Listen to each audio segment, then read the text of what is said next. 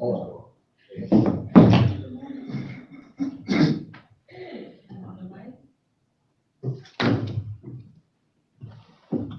Okay. All right, we'll see you in 2 minutes. Okay, fine.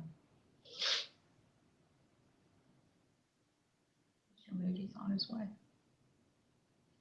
Might be a few minutes.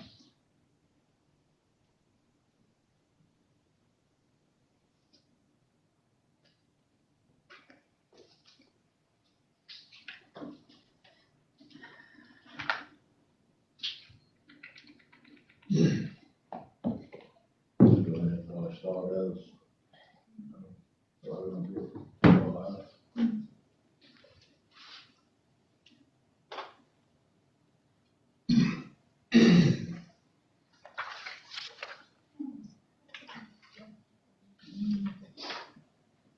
If I get hot in here, I'll start calling.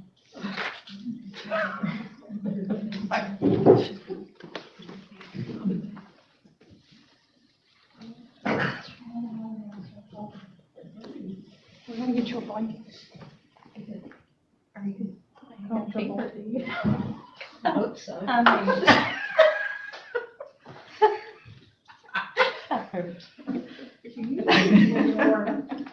I mean, I'm praying for something like that. Maybe we don't talk about it right now. I'm just thinking some of the things, with the financial stuff on. When it warms up, we'll.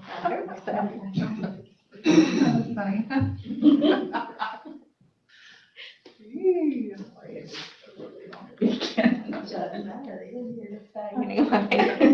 Just put you in the corner. It's really loud when that's not working.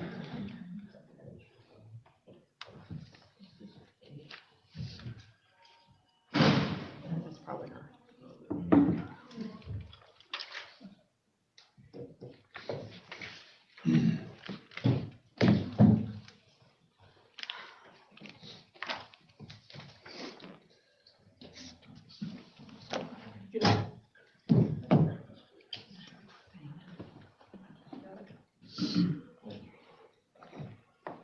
Can you maybe shut that door, please?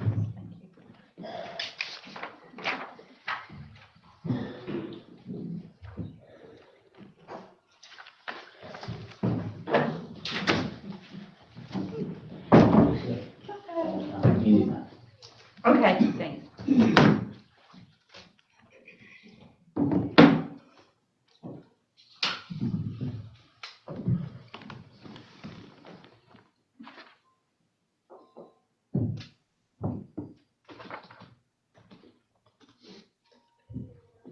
Hey, good morning.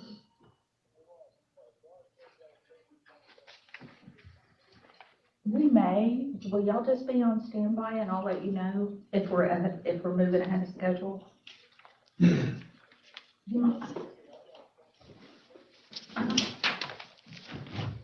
Okay, well, maybe y'all might want to just come on around at least 10 o'clock.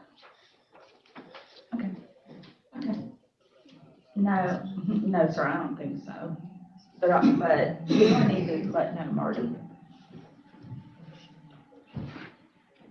Do I need to just let Marty know? Okay, I'll let John know. Okay. Okay, thank you. Okay, bye.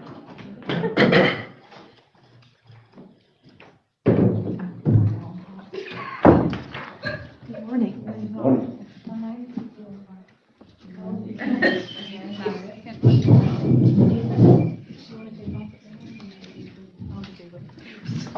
All right, I'll back it one. How about that? Hot. Oh, he told you? All right, we'll go ahead and get started. Lord, we come right now, thanking you for life, health, and strength. We come blessing your name this day. And we thank you for how you're taking care of the rock of our cradle to the present time. Lord, as we come to work through this budget, we ask right now that you be with us, that we do the best we can for all our citizens, this country in this state. We come praying for this world peace right now. We bless your name. Father, then help us, as only you can do and you will do. And we thank you for what you're going to do. In Jesus' name I pray. Amen. Amen.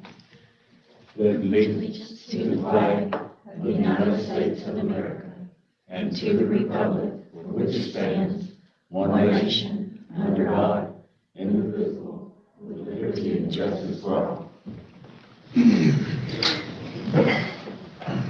Welcome everyone to our 2025-2026 budget workshop. Kick off this Monday, July 14th, 2025. We do have a conference line set up. Number there is 1917-900-1022. Access code 32347#. This is not a toll-free number, and you may be subject to long-distance charges according to your long-distance plan. When the chairperson opens the meeting for public comment, please follow the below instructions. If you wish to speak, please dial *5. The moderator will unmute your line when it's your turn to speak and notify you by announcing the last 4 digits of your telephone number. Please announce your name and address. You'll be allowed to speak for 3 minutes. Any person wishing to address the board regarding an agenda item will be given 3 minutes for comment. The commenter may only speak 1 time for each agenda item.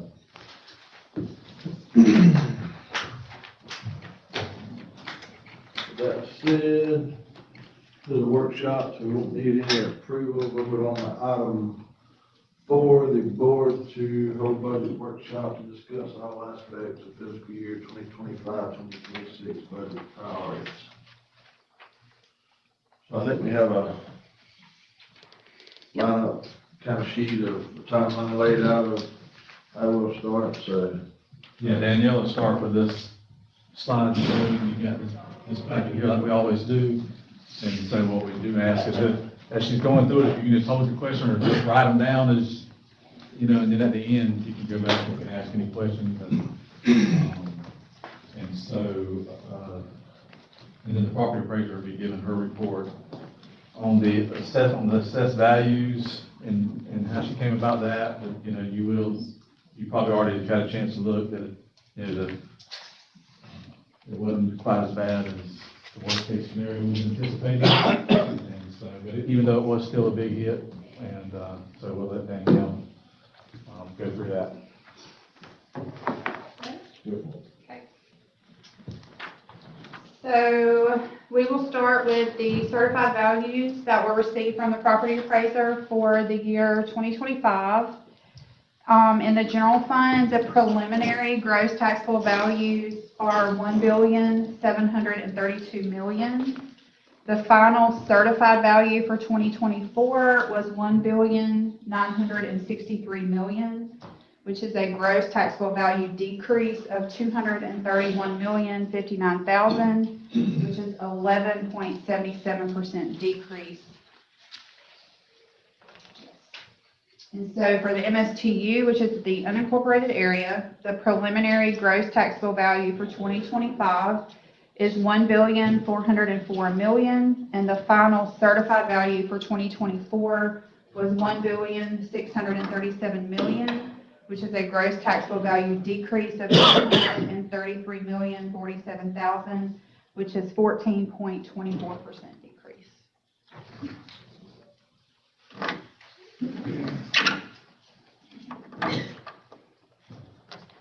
So this shows the current year millage rate compared to the rollback rate.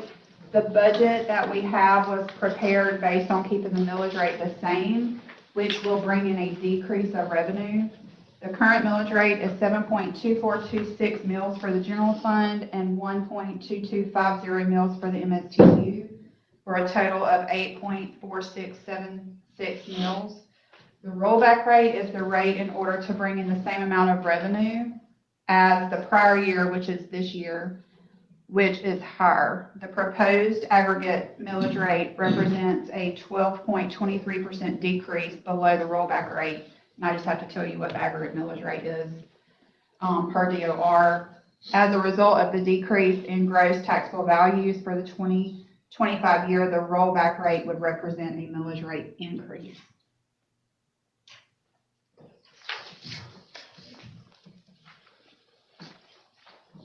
Okay, so for the 24-25 fiscal year, the general fund final adjusted revenue was $14,218,000. For the 25-26 fiscal year, the same millage rate will generate $12,545,000, which again is an 11.77% decrease of $1,673,000. For the 24-25 fiscal year in the MSTU, the final adjusted revenue was $2,005,000, and for the 25-26 fiscal year, the same millage rate should generate $1,007,000, which is the 14.24% decrease of $285,483. In total, keeping the millage rates the same, the 25-26 fiscal year should generate $14,265,000, which is a decrease of $1,958,954, and a total of 12.07% decrease over last year.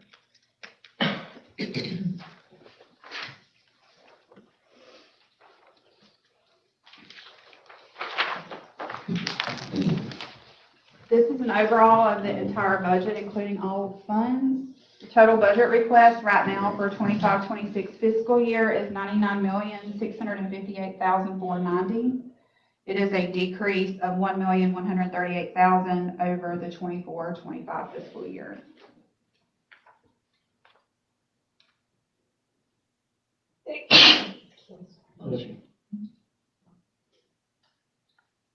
So we can move to the general fund. So in the general fund, the Avalon taxes that are based on keeping the millage rate the same, and it's a decrease of $1,655,000.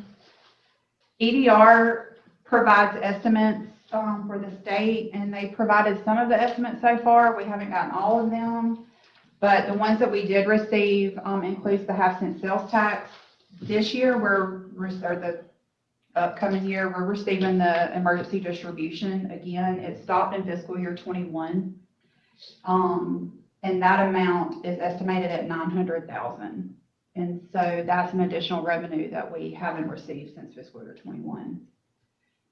There is a significant decrease in the state grants, and that's because the state appropriation for the canal dredging, along with the ship disaster for Adelia and Helene monies that were budgeted for this fiscal year, we've received. And so they've actually been moved. You'll notice them as part of our cash carry forward. And so they're actually in our designated money now. And so that's one of the reasons the state grants went down as much as they did. But there is an increase in the federal grants because of some of the grants that we have. I think LaWanda will talk during some of her time. There is not any concessions budgeted. You'll see that, and that's one of the departments I think that she'll talk about. So the net overall recurring revenue decreased by $5.3 million with the cash carry forward estimate. The budgeted revenue is $49,309,000, and again, as a note, the cash carry forward is significantly larger. It's $7.1 million, and that's because $7,021,000 of that is the canal dredging money that we received, along with the ship money that we received already. So normally we don't receive our grant money up front, but we did receive that money up front, and so.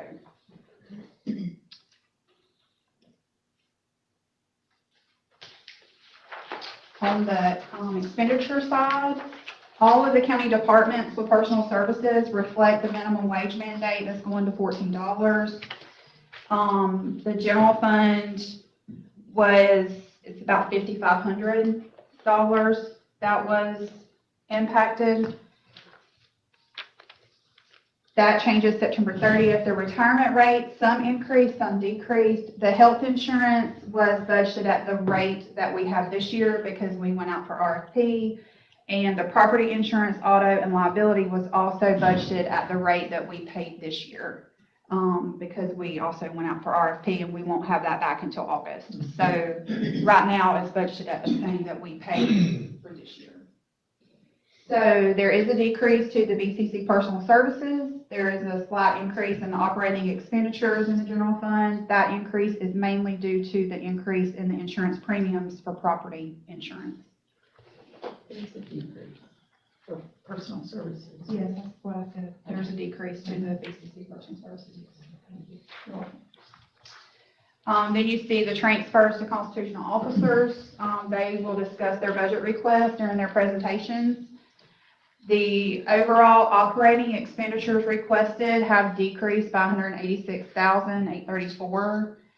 And then you see the legally designated funds. They're legally designated on how they can be used, and they have their own designated revenue.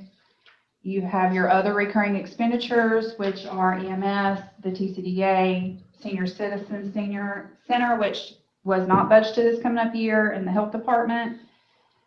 And then the next group is the new grant funding capital. So there's some of the decrease that you saw in the revenue side also.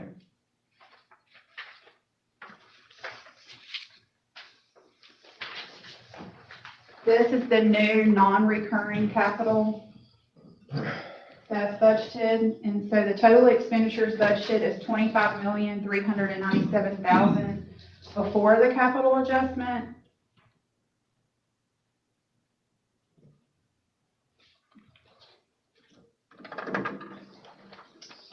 With the recurring revenue being $24,709,811, and the recurring expenditures after the capital adjustment, because I take the capital requested out of the reserves, the expenditures exceed the revenues, and so it results in a deficit currently budgeted at $191,375.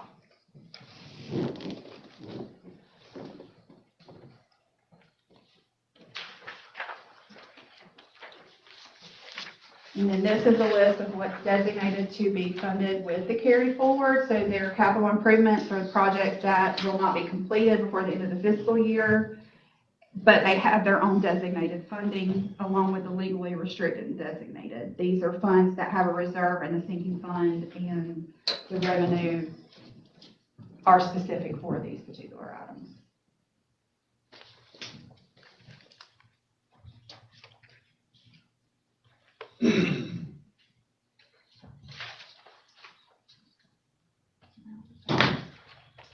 So the general fund reserves, the capital improvement has already reflected, and it already reflects the new capital request.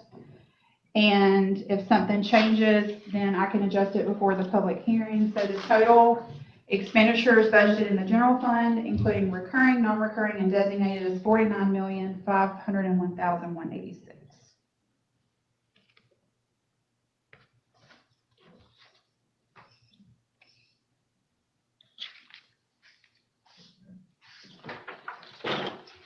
And so for the MSTU, we budgeted the ad valorem taxes based on keeping the millage rate the same. It's a decrease of $289,940. We are anticipating a slight increase in other revenue. The interfund transfer from the general fund is used to offset the cost that the county fire answers inside the city limits. And I do a transfer at the end of the fiscal year based on the percentage of calls. And then the other transfer is for capital.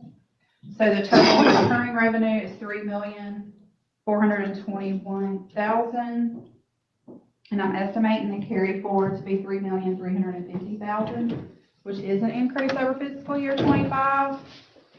The increase is mainly due to an increase in revenues. We had an increase in fees and the tax offset than what was budgeted, and the expenditures are estimated to be less than budgeted in some of the personal services.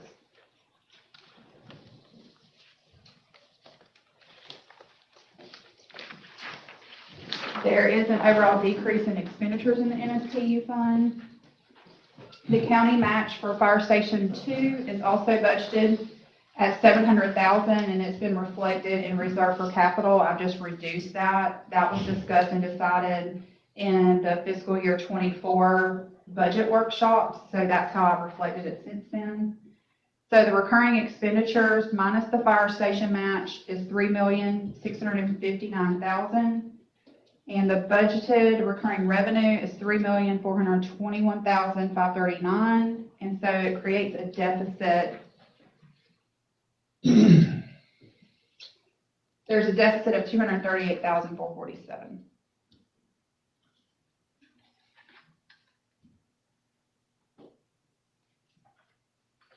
The reserves are funded with money from the prior year and the cash carry forward.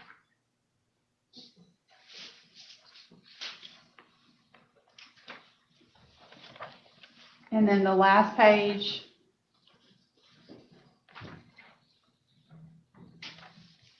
This is a list of all the grants that's currently budgeted for next fiscal year.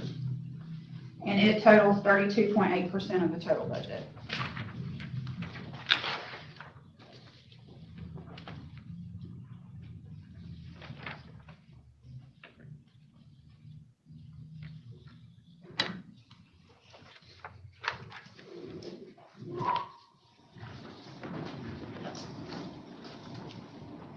And so that's all I have for right now.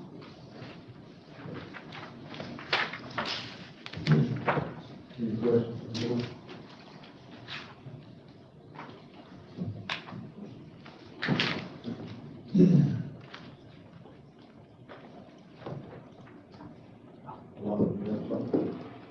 I just wanted to make the board aware of some of the reductions that we made in the general fund. So we did reduce the Senior Citizens Council donation of $30,000 down to zero. We removed the Big Bend Transportation, which is the in-town shuttle. That was $57,600. I did not include that in the budget. The SNAP transportation was $5,500. I did not include that. Cemetery maintenance, $7,063. That was not included. We also reduced our personal services. We eliminated the county extension 4-H day camp, just the summer day camp workers. That will be filled by volunteers and staff. Concessions was completely eliminated.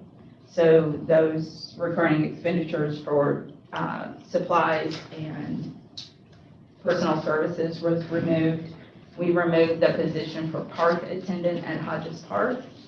And we also offset portions of salary in the grants department. Instead of contracting out our regular SHIP funds, we will do that in-house. So we were able to offset some of the expenditures in the general fund. And we also offset portions of salaries in county extension budget for the county extension, the 4-H agent and the part-time position with about 30% of opioid funding that we have. And that is aside from what we contract with CMH. What was that Big Bend Transit number again? $57,600. And that is not transportation disadvantage, that's the in-town shuttle.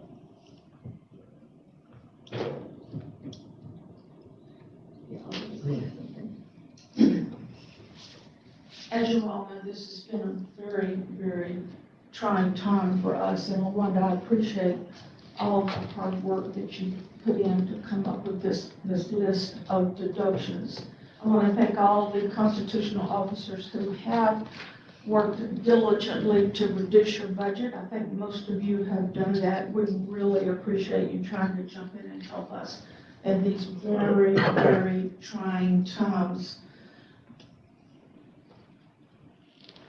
We all have a job to do. You all have your offices to run, and I hope that we can, at the end of the day, I hope that we can be agreeable in the board with what we need to do going forward. But I do appreciate everyone's hard work, and I know some of you have really dug deep, and I appreciate that.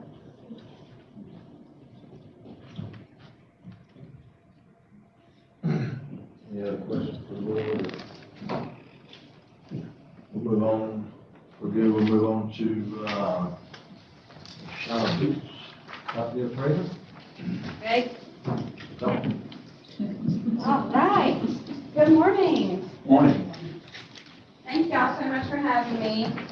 I want to say that I'm coming back with a little bit better news than when I came with y'all in January. So, you know, I think I gave y'all just doom and gloom, just the worst case scenario, so that we can kind of get our ducks in a row. So, we've got a little bit better news today. So, will you pass those tax roll presentations out.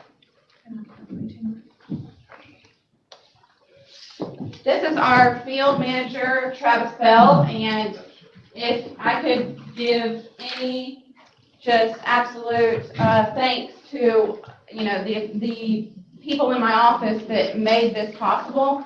I mean, we had over 500 refunds that we had to go check. We went from all the Taylor County coast, from the Osceola River to the Steinhatchee River, inland Steinhatchee, and on top of our 5-year check. This guy right here, he got it done, and we're so thankful. So yes, him, my chief deputy, Ben Mangum, my manager, Latanya, all of them worked very hard. We got this done. We had a lot of property appraisers that reach out and ask to help us, but thankfully our employees got it done. And so we're here to present that to you now. So here we go, 2025 preliminary tax roll. Mark, did you get one? Yep, okay, thanks. We've got 2025 Taylor County taxable value is on that second page. We've got, we now have 24% is tangible personal property and 75% is real property. So in 2024, just to kind of give you a little background, in 2024, the real property was 62% and the tangible was 38%. So the GP mill closing, that tangible personal property not sitting on our soil January 1st is what drastically changed those percentages. So we look a lot closer to other counties in the state now, but that is what that big change was. And if y'all have any questions, please let me know. Next page, we've got the real property taxable value breakdown. Let's see, the biggest change would obviously be from last year is the improved residential, that green part. We've got 51%, that is a 6% decrease from last year. So Helene wiped 6% of our improved residential taxable value off the roll, so it's quite a big number. Let's see, we've got 2.6% is agricultural, 15% is vacant residential, 19% is other, and commercial is 11.8%. Let's see, next page, improved residential parcels. This gives you a good idea of the scope and of our county, and the buildings that sit on our land is 72% single family residential, and 24.6% is mobile homes, and 3.4% are apartments or condos. Next page. Why our county is so special and so different than many other counties is this map right here. This is our special use classified lands. Ag classified is in the dark green. Four Rivers, which is included in that agricultural classified, is in the light green. State conservation is in the orange, and private conservation is in the blue. So all the other things that are in white are our potential to be developed, our potential to be new construction, to be added to our role. Those are our areas that we probably should focus on. Yes, sir. One is brown or the yellow conservation. The orange is state conservation. Yes, sir. Coast, all that coast. All of that, and it's mostly coastline, or you see like the rivers, you see up it. Yes, You sir. can go back to them and ask them to let us put some of that back on. I would say you could. I think I saw a news article the other day where a county did go back and ask the state, say, can you release some of that so that we can have this to put on the tax roll? And it's always something. If I were y'all, I would ask the governor every question you possibly could. So his board, I guess I should say. Did you have a follow-up on what Snake said? The state doesn't really talk to me that much. No, I don't have talk to me that much, but a follow-up on that news article. No, I'm not sure if it actually worked, but I do know that there was conversation about it. So it's always a possibility. 2025 county taxable value by type. this is a very, clear snapshot of that GP tangible personal property loss. The real property in 2024 was around 1.2 billion. And real property this year is around 1.3 billion. So that is $101 million change, which is 7.7%. And that's the difference from January that I was kind of talking about. Remember in January, I said, y'all, if everything stayed the same and we just lost Helene's residential, the real property, it's going to be a pretty big loss. But thanks to new construction, and I mean a lot of new construction, we actually are up by $100 million in real property. And I even want to tell y'all that whenever I see these big jumps, I make sure and go parcel by parcel. I start at the very top and I just start going down and I say, is this legitimate? Or was this just a camera system? You can't trust these robots. You can't trust this software. I want to see it with my own eyes. And sure enough, it was either commercial, residential. These people are either adding on or they're building new. And this is what really substantially can help our tax roll. Just for y'all too, just to know in the future, this is what changes it. And this is what kind of helped us this year, not to have a $330 million loss instead of a $230 million loss. So, moving on to the tangible personal property, 749 million last year, 417 this year. Sorry, we're still on the same page. But I'm just going down line by line, real property TPP. So that was a 44% loss in tangible personal property. For the totals, 1.9 billion to 1.7 billion, a loss of $230,431,555, or 11.8%. So, still not the best news, but a little bit better than when I first spoke to you. Anybody have any questions about that page? Okay. Let's see, Taylor County taxable value trends. We see that 2015 is the start of this map, this graph, and we see kind of the height of the real estate boom that really helped us, but also GP, tangible personal property, and how they were really investing in that personal property back in 21, 22, but really the real estate boom. And then you see that drop once that GP, tangible personal property, left the county. And then this year, next page, value of new construction trends.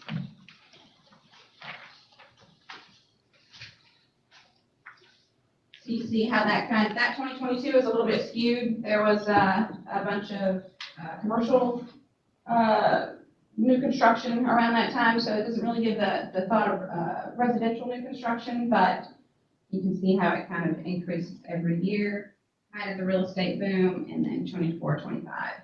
So we're still not, back down to where we were in 2016. We've still got quite a bit of new construction.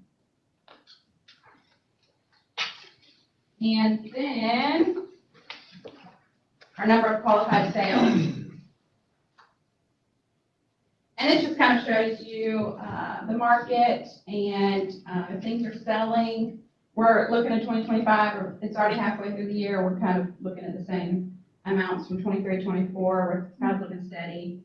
The sales aren't as high as they were in 23 and 24, but they're staying pretty steady. So we'll see how it goes. Shawna? Yes, when you say that, is that the number of sales or the dollar value? This is the number of sales. So I was kind of diving in a little bit to the actual amount of the sales as well. So the amounts of sales, the value of the sales have decreased a little bit. And that real estate market really hit its peak around 22, 23. So but honestly, it still stays, especially in Steinhatchee, before the storm, especially the beach, we were still seeing trending sales pretty high, so. Let's see, next page, average sales price trends.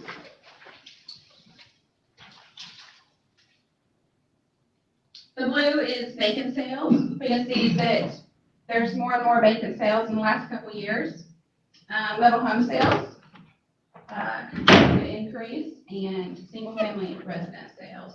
So you can see how that really peaked in 2023 and then has slightly come down. You know, it was 180 for those single families and in 2023, 2024, 175, 169. So you can tell that that's slightly coming down, but not as big as maybe South Florida. South Florida, those are tanking, and I'm kind of thankful that Taylor County's not been on that same roll. So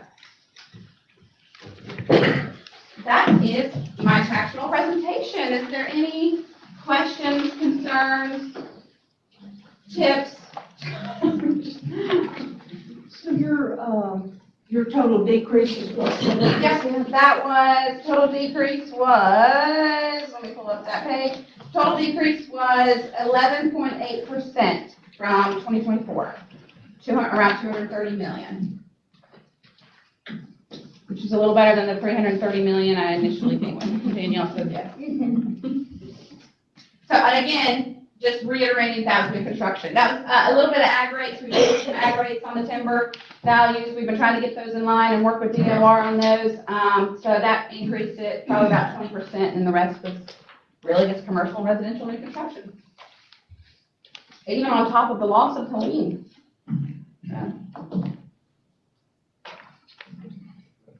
Anyone, anything else on that one, Danielle? Okay. Yeah, I haven't left that conservation, You have what? that subject of conservation, Okay, yes, sir. getting that back on the tax roll so we can develop. I think that's wonderful, sure. And we got 90% of the coast, how much, what percent of the coastline that is? I would probably say it's 80 or 90% of the coastline, yeah. 82, 85. I think we did that before, yeah. Yeah. Mhm. Yeah, that's major, that's major. Yes, sir. As far as our TPP, specifically GP, where are you as far, or where are they as far as complete, you know, the removal of all or most TPP? Their final value was 40 million this year. So, of course, that's January 1, so they still had some equipment this year, but they, I'm not sure if I can dive into all of it, but 40 million this year, and then, of course, they're doing the demo third this year. So January 1 of 2026 will look different. Thank you. You're welcome. Any other questions?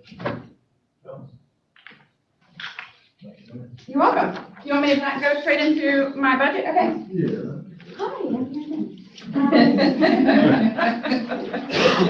Okay, and y'all already, do y'all have a copy of the budget? It's in their binder. Great. If you want to look at, if you want to flip to the page, I don't know if anybody wants to flip to it or not, but it's page 290 of your binder. Or you can flip to this page on here and it's page 9. Page 9.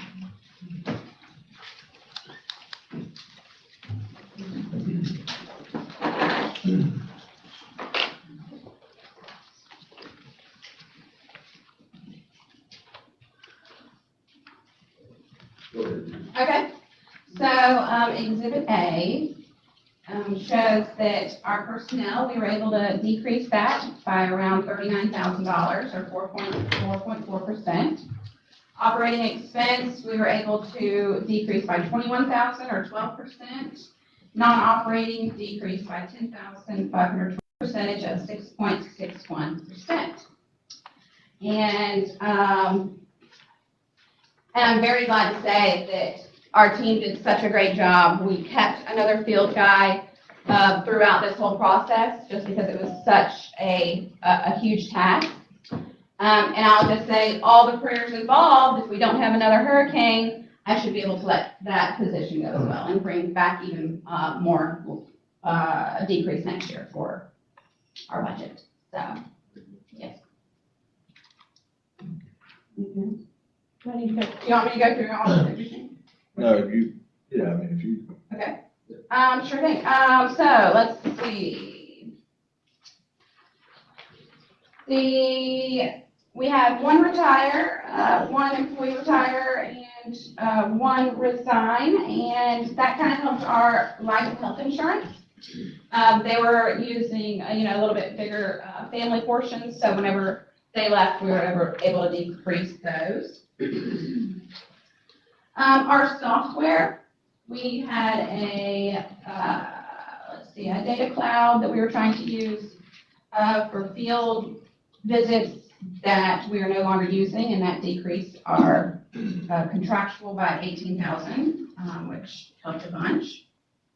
And yeah, so we just kind of tried to go through and get as much done as we possibly could, and we will continue. Your total decrease was $65,000. It was 71,594, yeah, 71,954. So We had the same it thing. shows on this right here as 65 because what was proposed in July is different than what she actually got with Department of Revenue. So that's the difference. So her total that she's given is based on what Department of Revenue gave for 2025. What I'm showing here is what we approved in the budget. Does that make sense? So it's a little different, but I show on here what we approved so that our numbers match. Said 2%? 6.6%. Okay, Mr. Dixon. All right. All right, Very good. Any questions for John? Thank y'all. Thank you. All right, Mr. Mark Wiggins, collector. Good morning. Morning. Everybody doing well? Very good. How are you? Good, good. So basically, you'll see what page am I on, same page? So Mark is on page 287, and just as a reminder, when you look on this, his percentage is also going to be different because he is in different funds. Okay, so we pay him out of the general fund, we pay him out of solid waste and MSTU, and so and the MSB. So he is a combination of different funds, and so this percentage is just the percentage out of the general fund if you want to look here. Now, if you want to flip to his budget so you can see his total budget request, that is on page 287 in your binder. And he also has a letter attached that I think you wanted them to read. Yeah, I mean, I can, So that's I in can there kind of also. give a, cliff notes on it. So we were able to fund 3%. Now, I say this every time, we're funded differently than any of the other constitutional officers. So Gary has a little bit of funding coming in from the court side also. So my total budget of 1.4, I get 400,000 from you guys. And it's for tasks that I do for you, 186 are tasks that I do for you, and then the other 227,000 is raises, insurance changes, increases or decreases that have happened throughout the year since 2014 to current. So 3%. I'm also guessing, after talking with Sean, we're probably going to lose about 5% revenue on the commission from the tax roll, which is dictated by statute of what the static percentage was. And then with what I did last year, I'm at about 14% decrease since last year. So that's where we are. We're going to continue to do everything we can to be cost effective. My mindset has always been to buy local if I can. I've had to jump that ship and start doing state contract stuff. It's what it is. It's the times we're in, and I'm sorry for the local vendors. I was a local vendor for many years, so that's why I wanted to stay home, but it's gotten to the point that we can't afford to. We're looking at some other things too about consolidation. I know it's been said, hey, let's bring the driver's license back up. I think that I can show you a photo album of security footage, but you don't want a driver's license in that courthouse. There will be so many people in those hallways. It will be terrible. The deputies that are up front having to check everybody. I mean, I think it'd be just as bad as when you have a jury trial going on or a jury being picked. So we're looking maybe to consolidate in another way, maybe in another place, maybe to get some of your other entities that you're paying for right now back in the courthouse. Maybe we get out of the courthouse So and that's something I've been talking about for 8 years, trying to come up with something. Probably a couple of, maybe 1, 2 jobs, maybe, if we are able to do it within the next year, would be gone. You would lose some through retirement. But I think we can do it. But we're gonna need capital money from the board to be able to make something like that happen. So if you consolidate your 2 offices and you move somewhere else, so what is that differential gonna be from what it is now? Yeah, so, what I think would happen with that is that my cost savings in doing that may decrease what I'm asking from the board. Because as I said, I'm only asking, besides what you guys have already done out of the goodness of your heart, thank you so much for the raises for our employees. They definitely deserve it. Kudos to Travis and Shauna's office for getting us those 500 plus catastrophic refunds done. That was a huge task for them. So basically, I'm getting 186 from you, besides what you guys have already authorized as far as insurance goes. It could be that I could pick up some more of that 227,000. The prices for what I do for you now are probably going to stay pretty close to the same. I've tried to make it the same. We changed tax software 2 years ago. So we're paying a little bit less than we were. So that's reflected in that also. But as we've talked before, being efficient does cost money up front. And we don't have an IT person, so we're spending money on IT stuff. I've been talking with Gary. We're working on some things with his IT guy.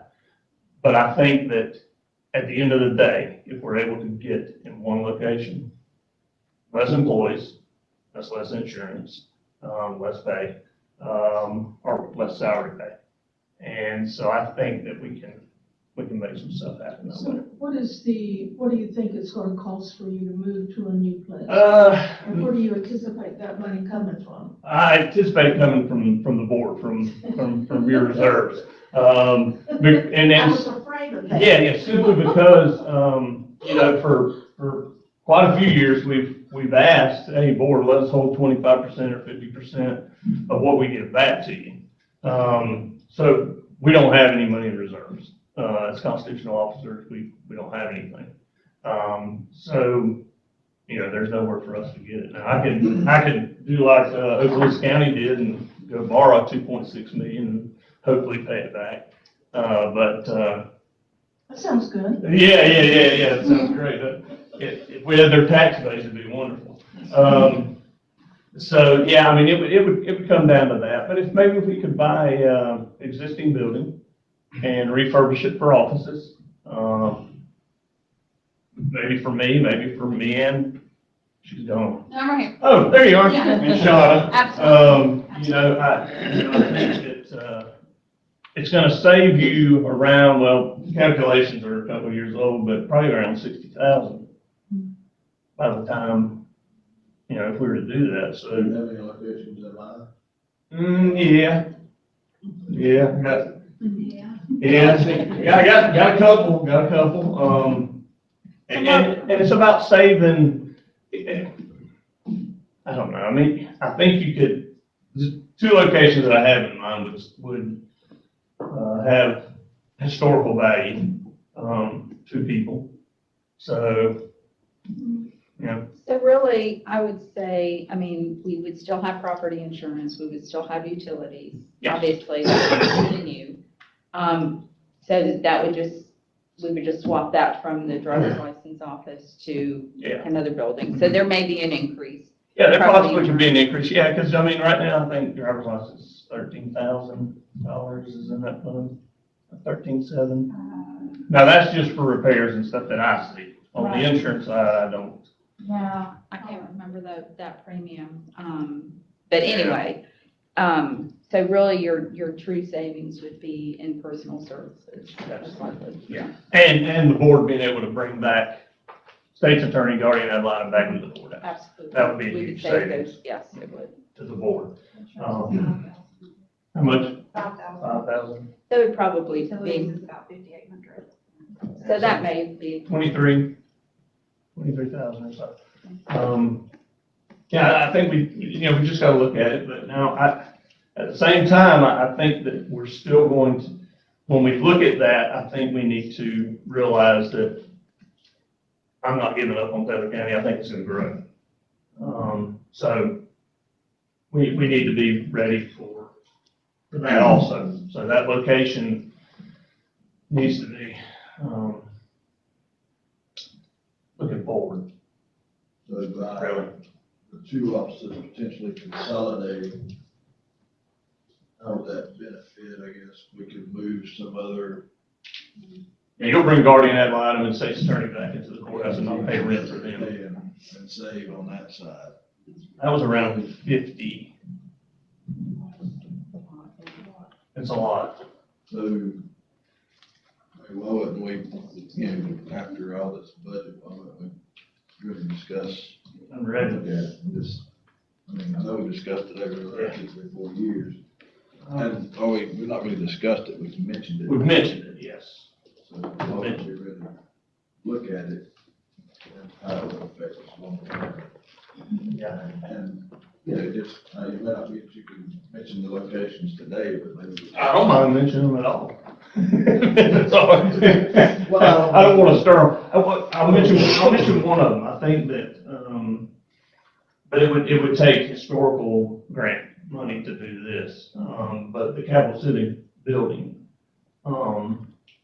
would be, downtown still. You're preserving something that's been here for a long time. I don't know what we can buy it for. We would have to talk to Mo. I mean, I think they were willing a couple of years ago, to do something, but historical grant money would have to be used to do that. It would cost us way too much as a county. I'm a taxpayer and I wouldn't. because of the elevators. Elevators, yeah. I mean, first floor is ready. First floor, you could start tomorrow, the first floor, and I think he did some renovations to lease out the space. yeah, you could start tomorrow there, but, second floor is okay. Third floor is rough. Basement's rough. Boiler, and, I mean, it's still got the old, where they put the coal in the boiler room down there. Yeah. There's actually an access from that basement all the way over to the GT.com building that was underground. Really? Yes, it's closed off right now. We're getting it. That's cool. Yeah, I thought it was pretty neat. If we needed to hide, we could kind of shimmy it. Yeah. I don't know why it was there though. I did not know the history, and probably somebody that's alive today doesn't know the history either. I don't know. But, No, it needs a lot of work. yeah, it needs some work. Other one that we look at, I mean, and there's always that option of the land that the board has, by the hospital too. I don't want to step on the hospital's toes if they're gonna do anything with that land, but there is some there, and we could build something there by Dana or behind Dana. Create a little. What about maybe potentially adding on over in Miss Dana's location? I don't know what the actual. Sure, I mean, I think we could probably work something. I mean, Dana's got a lot going on over there. I mean, but those, the big oak, we could go around it, it'd be beautiful, but. Plenty of room there. Yeah, plenty of room, and I think you could probably, I'm not in favor of filling with that old old hotel talk. Right. Yeah, and it's a lot of work. It's gonna take historical money. It's got Somewhere from. mold in it, it's got a bunch of mold all upstairs, it's a mess. I went up there one time, and looked at it, Yeah, it's a that's, mess. third floor is something special. I don't believe in ghosts, but there's probably something up there. Gut that building. Yeah. So, Yeah. you're looking at a little over $12,000. Yeah, mine, yeah, 3%. Then I'm gonna lose the 5 on the commission. This is basically just keeping the office running, is basically what it's doing. 3 to 5 and the 6 I did last year to get 14% over the last 2 years. But, I do think that we're gonna grow, so whatever decision we do make, I think we need to, we have a lot of discussion about it. I don't think we're gonna die. I really Let's go back don't. again and talk about, you mentioned moving the driver's license into the courthouse, and what are all the problems with that? So one of the biggest problems is, and so we've just recently, within the last 2 weeks, had the ability to look at transactions. The state of Florida is very slow in things they do. So we get a report every day of how many driver's licenses we get. Now, that's new driver's license. And when you're averaging around 20 to 25, that's not a big deal, right? I mean, but the amount of driver's licenses we have to reinstate, whether it's an FR sanction, which is, either insurance violation or some other violation, tickets, things like that. It's not uncommon, and like I said, within the last 2 weeks, DHS&V has finally made this available to us. I mean, we would have possibly 75 to 100 people a day come through that office. And I have a full picture album of security stuff that I made for you guys, so you can see how many people are in that building at certain times. And I talked before about fire code, and then my employee, one of my employees said, "Oh, I'll leave if we get too many in there," which doesn't make sense because we need them to work. But we sometimes overstep fire code in London, with the amount of people in there. So what I'm afraid of is in the courthouse, that the whole hallway on the first floor will be full of people waiting to get in to my office. And so what's the problem with that? I think congestion, I think, from a security standpoint, I think that it would be an issue. Now that's my opinion. Danielle if she could tell you what it's like for them on a daily basis. Not that Danielle, I'm sorry. Choo-choo, good. But I think we'll have congestion. I think we'll have mad customers. And they'll call me and they'll call you. Most definitely they will. So that's kind of the deterrent there. Steps, a football length ramp that people have to come up. Congestion in the parking lot, so that when I need to do a driving test, I'm going to do that with a 16-year-old driver in that parking lot. If you were to move over here to the old hotel, where would you be driving? I would do them in the neighborhoods. I'd do it in the neighborhoods. Yeah. Yeah, there's one road that we can do the 3-point turn on this. Although we pretty much all had to do the small road, now we have a 22-foot road that they get to do the 3-point turn on, so, yeah. Yeah. And we close off a portion of the drive-through. You have one drive-through. I would keep one drive-through for things like, tag renewals, quick things like that, tag renewals, Shauna, for them to be able to turn in, homestead exemption cards, things such as that, quick things. But everything else would be parking. Because parking on the street, there's not that much, but in the back, there is enough to park employees and people. So, yeah, I mean, that's a pipe dream. I mean, it'd take a lot of money, like Mr. Moody said, it'd take a lot of money. You could build a building out there on county property. Yes. And probably be a hit. I think so. I think you could. And I mean, it'd kind of be a county, I guess sort of an annex type thing, and supervisor would be out there already, and then if you brought, tax collector and property appraiser. That would be a one-stop shopping, so to speak. Yeah, it'd be I'd nice. love to see if they could do something with the old hotel. Absolutely, yeah, we get it back I good. remember when it was a hotel gym, Me too. our family used to go there and have our family pictures made. Right, yeah. That was way before your time. But, have you thought about, asking the legislature for funding? I have not, simply for the fact that they have a mechanism already for us and how we're funded. Now, something we do as Tax Collectors Association is, we deal with DHS&B on that. And, we've asked for more funding periodically, for transactions that we do. As long as it doesn't affect general fund for the legislators, they're good with it. So we've been proactive in that. I mean, we took on concealed weapons, so we get a convenience fee for that.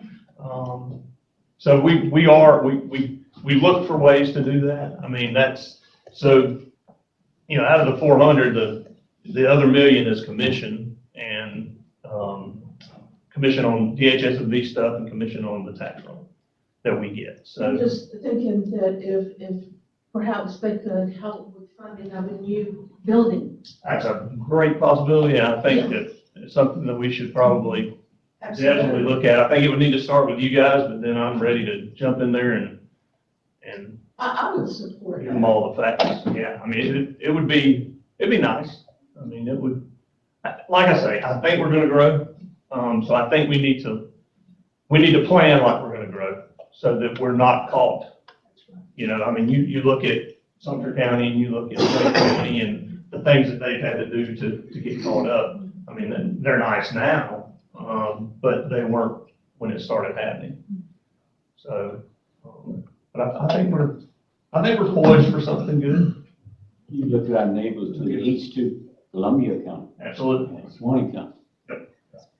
Swanee's up to 66,000, I think. And it didn't take very long. And their tax collector is, and she would be more than happy to tell you about how it is. And they're not even in the courthouse, they're kind of off to the side, kind of like Monticello has all theirs kind of downtown. And, her transactions per day, and she just had to basically stop doing other counties. Which we did for a long time. Now, I still do all CDLs no matter where you're from. I have people come from Miami-Dade, which is crazy. But Miami-Dade, I mean, you're in line all day. I mean, there's a sitcom coming out about DMV here shortly, kind of like The Office thing, and they're gonna make fun of the DMV and how long it takes to do things. So we're blessed that we're able to come in and do things as fast as we are, and I want to keep it that way. So, Thank you. thank you all.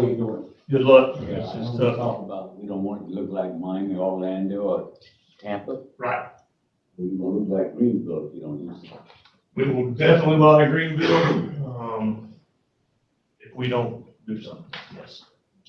And, but I mean, I think you guys know that, you guys know what's going on. I know what's happening. So, I mean, we just gotta, I think we got the growth coming, we need to plan for the growth, and we need to, you know, are we gonna have 100,000 in here? No, our beaver was 65,000, I think, by 2060. We've got good leadership with the TCDA now.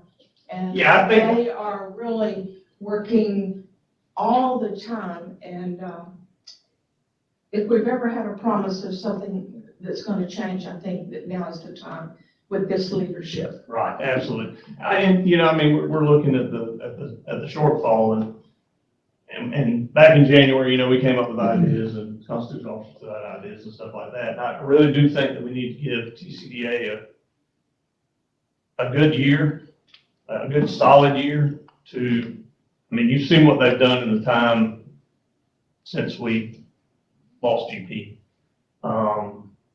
I think we need to give them a good year, so we may need to kind of tap the brakes, dip in there. Never mind. I think we need to give them some time to get us something in here, and I think they will do it. There's another group, the North Florida Economic Development Council. Yes. Bill Henry and Diane Show. Yes. They've been a big help. They have doors, they're putting the door with the governor. Mhm. You need to be looking at them too. I attend these meetings every quarter to different counties and state, every commissioner, every county commissioner, from Dixie County, Swanee County,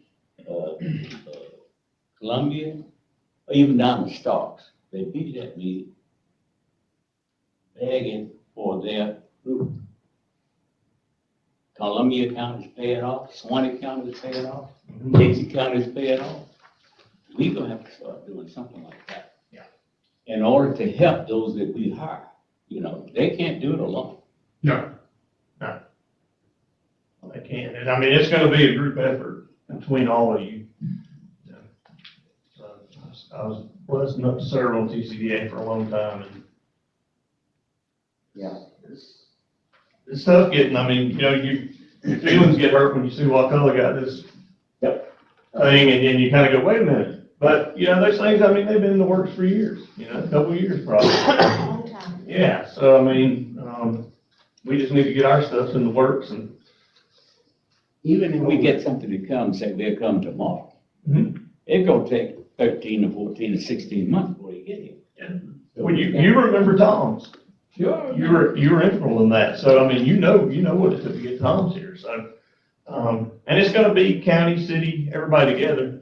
Luana's not gonna like this, but I think we need to be running water pipes out certain places and sewer pipes and all kind of stuff, so, just my opinion, but, I mean, it's a revenue stream that we don't have. It is.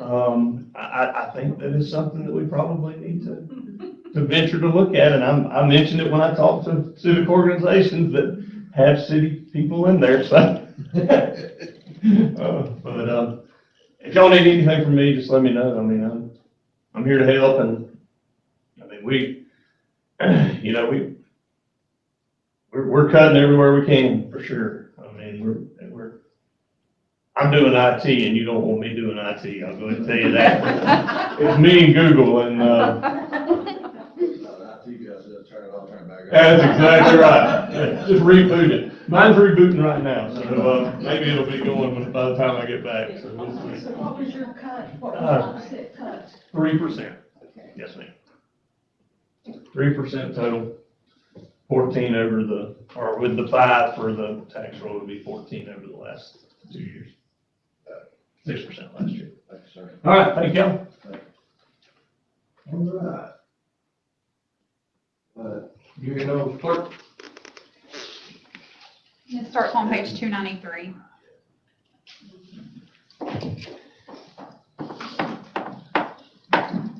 All right, so, we ended up with the, reducing 75,000. We keep looking at our budgets and the things that we can do. Our budget kind of goes up and down with different things, like, postage is any kind of level. Even though the price is going up, we do handle less than what we used to, so it's kind of leveled off. Office supplies do seem to continue to increase. It's been up 23%. But our printing and our copying, we're doing less of that now with technology and imaging and all that kind of stuff. That's down 31%. So, it all kind of evens out in the end or comes close to it. One of the biggest expenses things that we're seeing that keeps going up doesn't seem to be leveling off is our software maintenance and cost. That's another thing. It's went up 36%, but it's not a whole lot of money. It's only like $8,000. I mean, it's not a lot of money. So, but it does seem to be continuing to trend upwards. But anyhow, so what I've come up with is basically we've took some duties and we even those out and tried to spread that out among other people when we eliminated the position, and so that's how we come up with this 75,000 that we came up with, and that's 6.7%. And so, of course, we always are going to continue to be and my employees will tell you that's one thing I talk to them about. I say we want to provide the best services, and we want to do it as inexpensively as we can.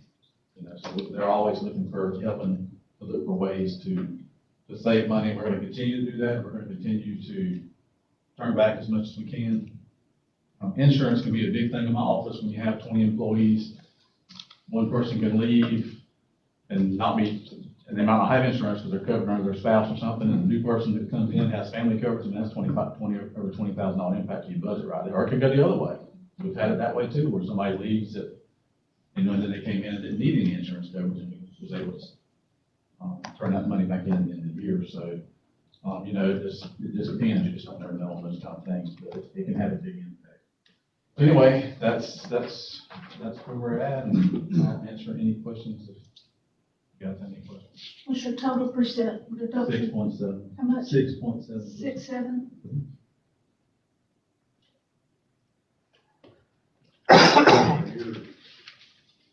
What about your software increase? And you've added some new programs too over the course of for the last couple of years to probably figure out that kind of stuff as well. Yeah, so, we do provide one of the new things we added is the property fraud alert. Because of all the theft going on with real property, which is amazing to me to have someone who steals somebody's real property, but it happens. And so we have that notification system now. This, I think it's about $7,000 a year it costs us to provide that. We don't charge anybody, we don't charge for that, so, we've added that. And, one of the things that we're gonna be adding that we think maybe help us with a little bit of revenue is, right now, you can go online and see your, documents, like your deeds and mortgages and things like that, but when you print it, it's got like a watermark on it. And so then we're looking at adding where someone can print and even get like a certified copy online, so they can order it online and pay for it that way and get your certified copy or get a copy of it that's not, watermarked. And so we're hoping to generate a little bit of revenue doing that. We're going to provide that service. So yeah, we've added some of that stuff. And,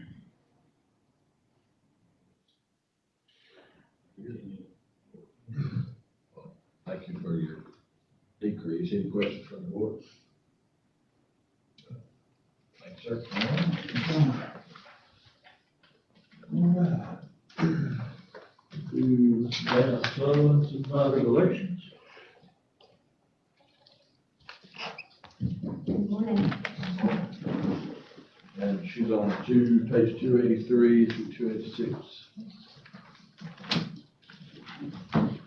So my budget that I submitted really doesn't differ a whole lot from what, our prior budget, workshops indicated that it would.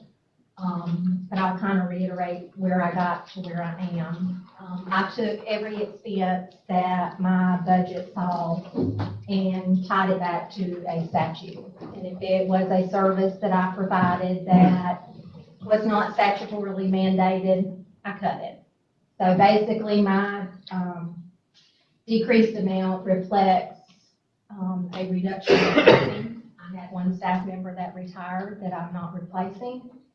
And then it's, reflective of 9 services that we have offered in the past that we will not offer, in future elections.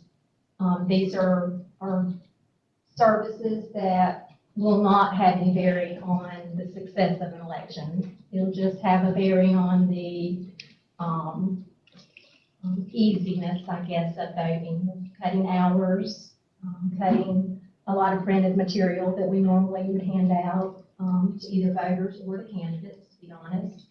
And so we're just gonna do basically what's statutorily mandated.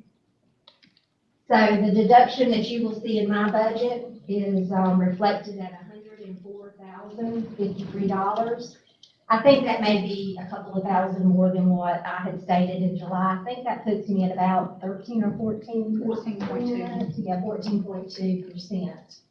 I have the line items, if you want to hear the line items, each one. Some line items did increase. We had some vendor fees that increased, some software maintenance that increased, things like that. But with the other,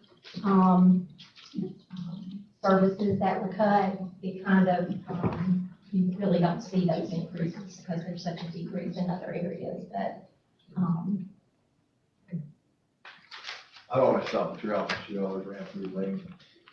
So it's gonna be really. I say you had an employee retire, how's that going to affect? I don't know, it's hard to say.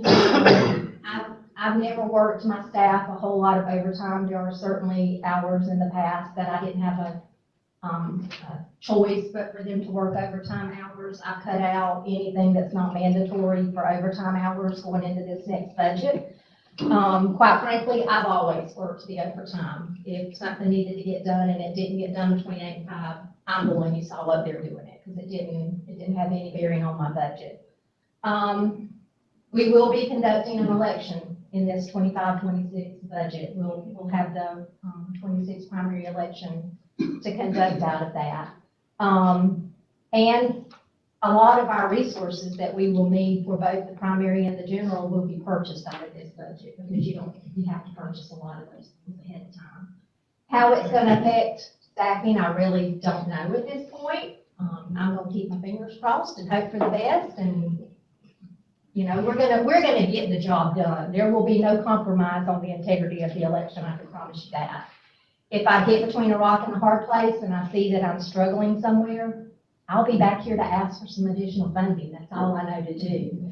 I won't know how it's gonna feel until I conduct an election with these reduction in services and hours. So I'm gonna cross some fingers and hope for the best, and we'll just cross that bridge when we get there.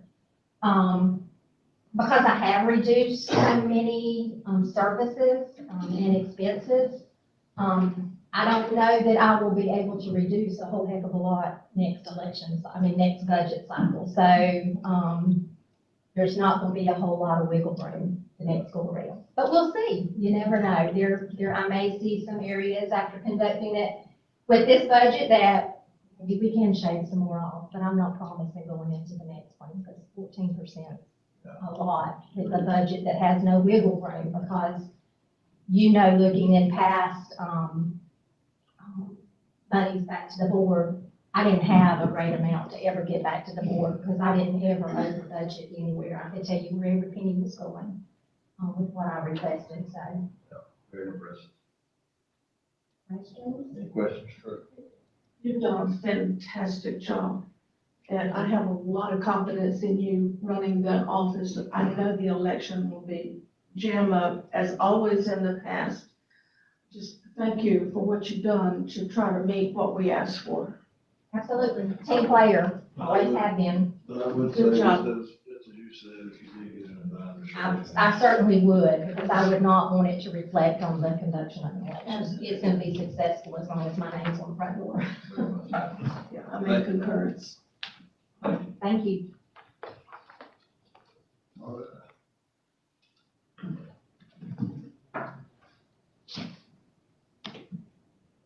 All right, Wayne Paget, Sheriff.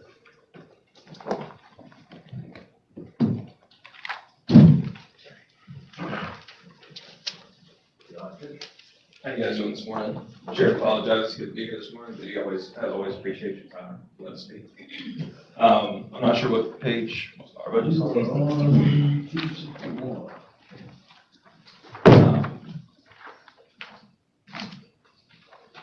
As you guys saw, our budget had an increase. We just want to share that only that increase was only retirement increases. We still try to cut in our operating where we can. Just so you're aware, like, you know, we know we were asked for a 15% cut, as we've expressed before. We don't know where we could do that, and the sheriff's expressed it would be very difficult. He doesn't feel it's best for the safety of this county to cut officers. And even if we looked at other positions like the work crew, it would just negatively impact the county. I'm here for any questions you guys may have or anything you may want to discuss. How do you justify the increase again? That was the retirement increases. We didn't increase any salaries or any of the operating budget. So you've increased salaries?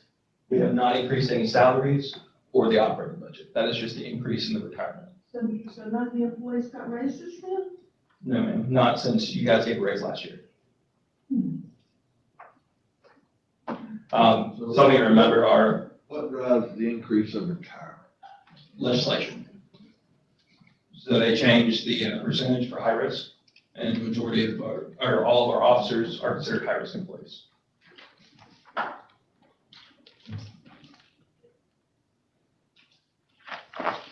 So this is like mandated through legislation, is that what? Yes, it comes down from legislation and, well, actually, as of July 1st. So regular retirement only increased a little bit. High risk increased right at less than 2%. So I'm not sure. I'm not sure, because when you look on here, that's not what it is. But you may have to change it. because were you looking at this? Right here, John.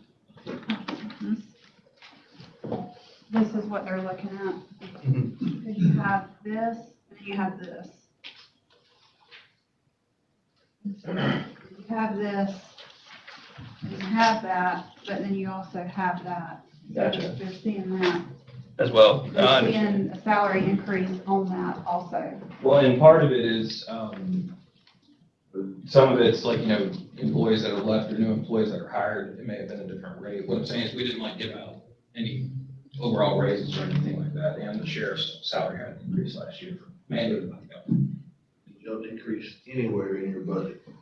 We increased in, You don't decrease anywhere in your budget. sorry, we decreased, in our travel expense as well as our, books and publishing, and other stuff like, like our operating budget.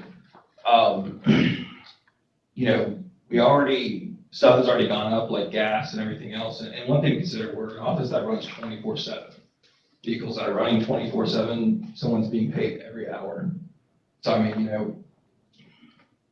we didn't feel like in our operating budget, which we haven't raised in quite a few years, we could cut. We cut little things where we felt like we could, travel and books publishing per request, but, that's where we're at currently. I have to say that, for one commissioner, I'm disappointed. We ask everybody to cut, Yes, and you ma'am. come in with an increase. So I'm not happy about that, that you were, out of 5 constitutional officers, you were the only ones that not only you did not decrease, but you increased. Yes, ma'am. So I would like for you to go back and see, what you can do about that. We'll try to do anything we can. We're always welcome for input. If there's anyone that has any ideas of consolidation, like vehicle maintenance or grants that might help cover some positions, we're always all ears. We want to do whatever we can. John, appreciate you being here. I know it's, I was disappointed that the sheriff wouldn't show up to present the budget, but, we were looking for a decrease across the board, so it is a little disheartening to see that we had nothing but almost $300,000 increase. So, along with Commissioner Fiegel, I would like to see a decrease in this budget somewhere. Just like to be sure, your increase in respect to, the greatest proportion of that is because it's mandated by the legislature, your retirement rates. Yes, we haven't made any heavy increases for any particular person. So something that's not in your, that's by statute, by declaration of state legislature. Yes, sir. And we'll continue to look. As it's necessary and certainly deserved. So I don't disagree with the legislature. I certainly think that folks that are putting their lives on the line for our public and maintaining safety and order shouldn't come to the end of their career and not have a retirement. So thank you for that information. Yeah, I'm not disagreeing with the legislature at all. I just know I got a $9.2 million budget in front of me that didn't decrease at all. I mean, that may have to increase, but surely we can make cuts somewhere else. I mean, that's nothing that was out of your control. $300,000, it sounds like, but surely we should find money somewhere. We'll always continue to look. Any more questions for Mr. John Kitchen? Thank you, sir. Thank you for your time. All right. Yeah. And TCDA. We'll go on to, a little bit earlier, I guess, DMH. Can I say something really quick? Sure. Just to remind everybody on the 1 cent money, because before the presentation, I don't budget to give out the capital money until we do workshops and the board tells me what to do. So as far as the 1 cent money, it has not been allocated for the upcoming year. The new one. The new 1 cent money, right? All right, well, as Commissioner Fiegel announced when we started the meeting, it's been a trying time, and it's certainly as rural hospitals are not exempt from that. It's extremely tough time, and I just wanted to thank you all for your support. As a private, nonprofit, standalone hospital, it gets harder and harder to do that. Small hospitals like us get gobbled up by the Advents and these big hospital systems. And even though we're affiliated with TMH, that's more of a clinical affiliation. We don't get cash in that relationship. So we got to pay our bills on what comes in the door, which often leaves no pennies to help reinvest in the facility. So we honestly would be not making the progress and experiencing some of the growth we are without your support. So we wanted to thank you for some of the purchases this past year. We got a supply machine that really helps us track every single piece of supplies and where it goes and charge it back to that patient's account. A new med camera that's going to allow us to do some advanced imaging once it's up and running. Monitoring, Space Labs monitoring system, which really helps us monitor patients from wherever we are at the nurses station. Some software interfaces, which, as you were speaking, software just seems to go up and up and up, especially in our environment. And 5 new EKG machines and striker powered tools that are used in orthopedic surgeries. So we're very thankful to have the orthopedic surgeons that come out, but again, they need fancy drills and all those things. So we could not have purchased these things without your help, so we really appreciate it.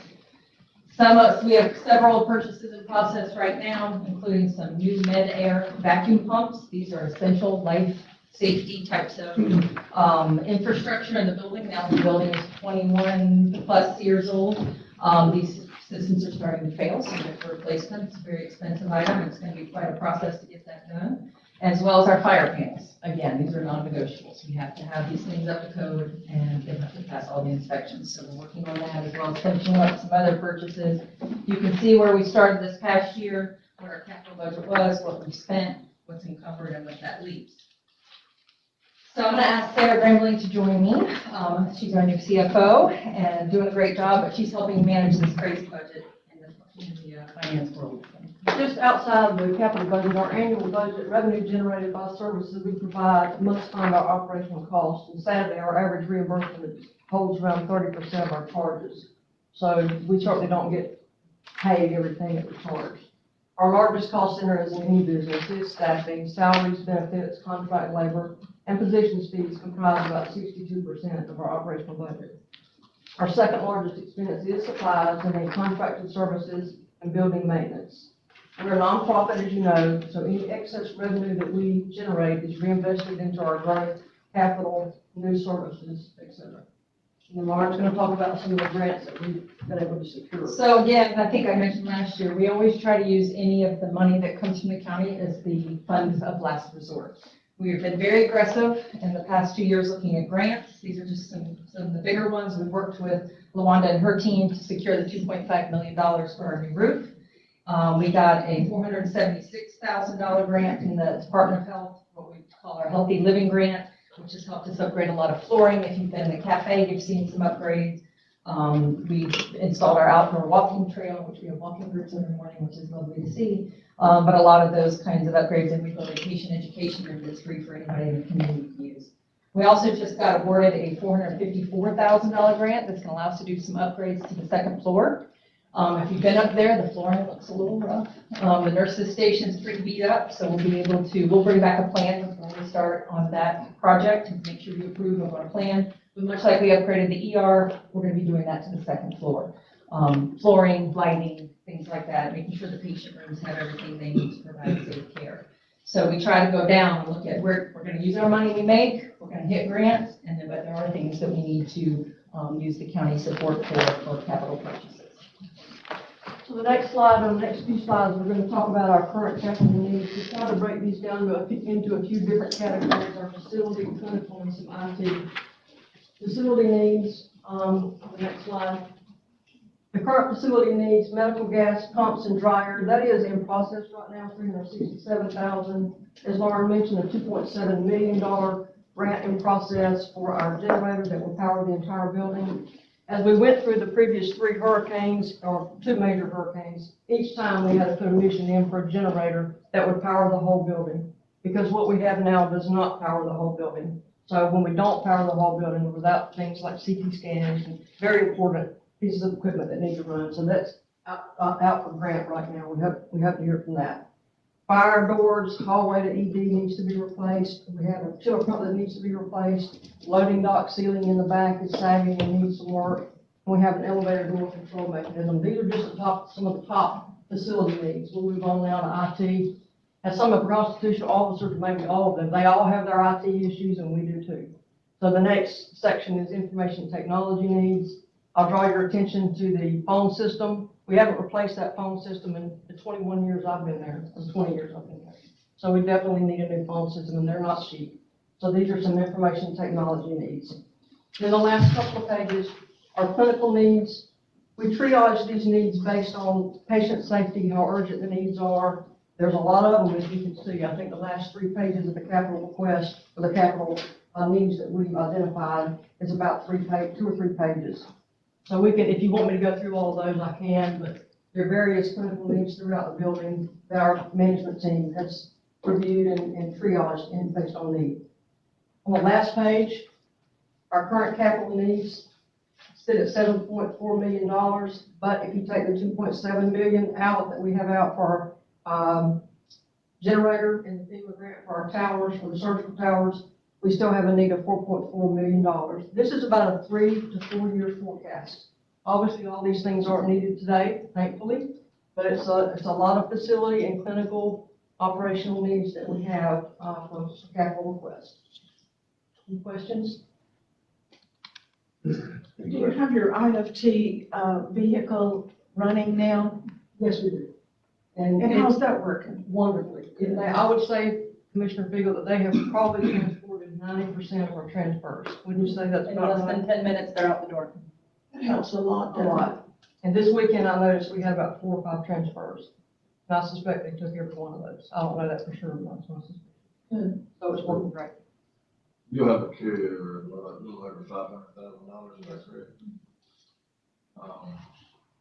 Would it be fair to, maybe, I know you got a huge list there, so it's just 3 or 4 year plan, but, maybe is it fair, maybe let's look at prioritizing maybe like the top 2 or 3 items? Of course, and we have to continually do that based on what might break before we thought it was gonna break, or what clinical needs we might have.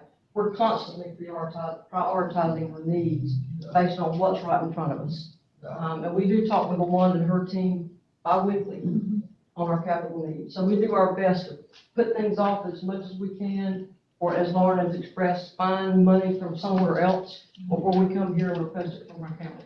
Because we know we're all in a very difficult spot. We certainly realize that. Are you constantly exploring these grant opportunities? 1,000%. Our foundation has actually funded a grant writer to help us. So they took money that we've raised over the years and paying for our own grant writer to help us. So we're very aggressive in that. You have questions for Eli? I'll say one thing, out of all the complaints I get as a commissioner, the only one I've got about from the hospital was a complaint about the transferring the patients that needed transferring. And y'all finally got that worked out, and that's great, I appreciate it. You got anyone else? All right, thank you. All right. TCDAs. Michelle Curtis, you have the TCDA? Okay. All right.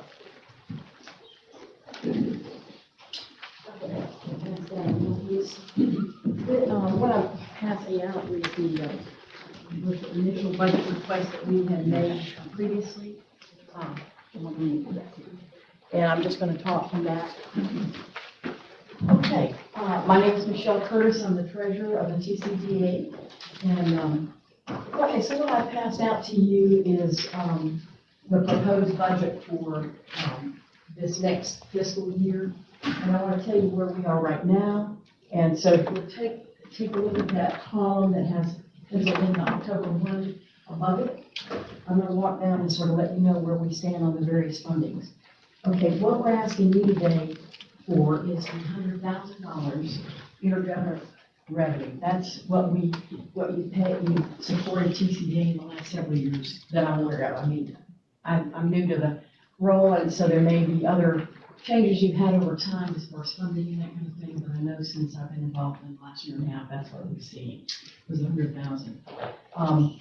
Today, we have $100,000, actually, it's $103,000 because of some interest, but we put some of our funding at Taylor Community Bank in a CD this past year to get interest, so we got $3,000 or so of interest. But, that's part of the money that we're counting here for our operating expenses. This next year, we're gonna have to tap that. Even if you give us 100,000, we're still gonna be spending all of that, okay? Then rental income, we get $2,400 a year from, state representative Joe renting one of the rooms in the office. And then cash revenues, you see I've put state grant in pencil. Basically, last year Taylor Brown had applied for, grant money. And it just, we got the news early in the calendar year this year, 25, that we were approved. And we just, found out last week that we'll actually get the money.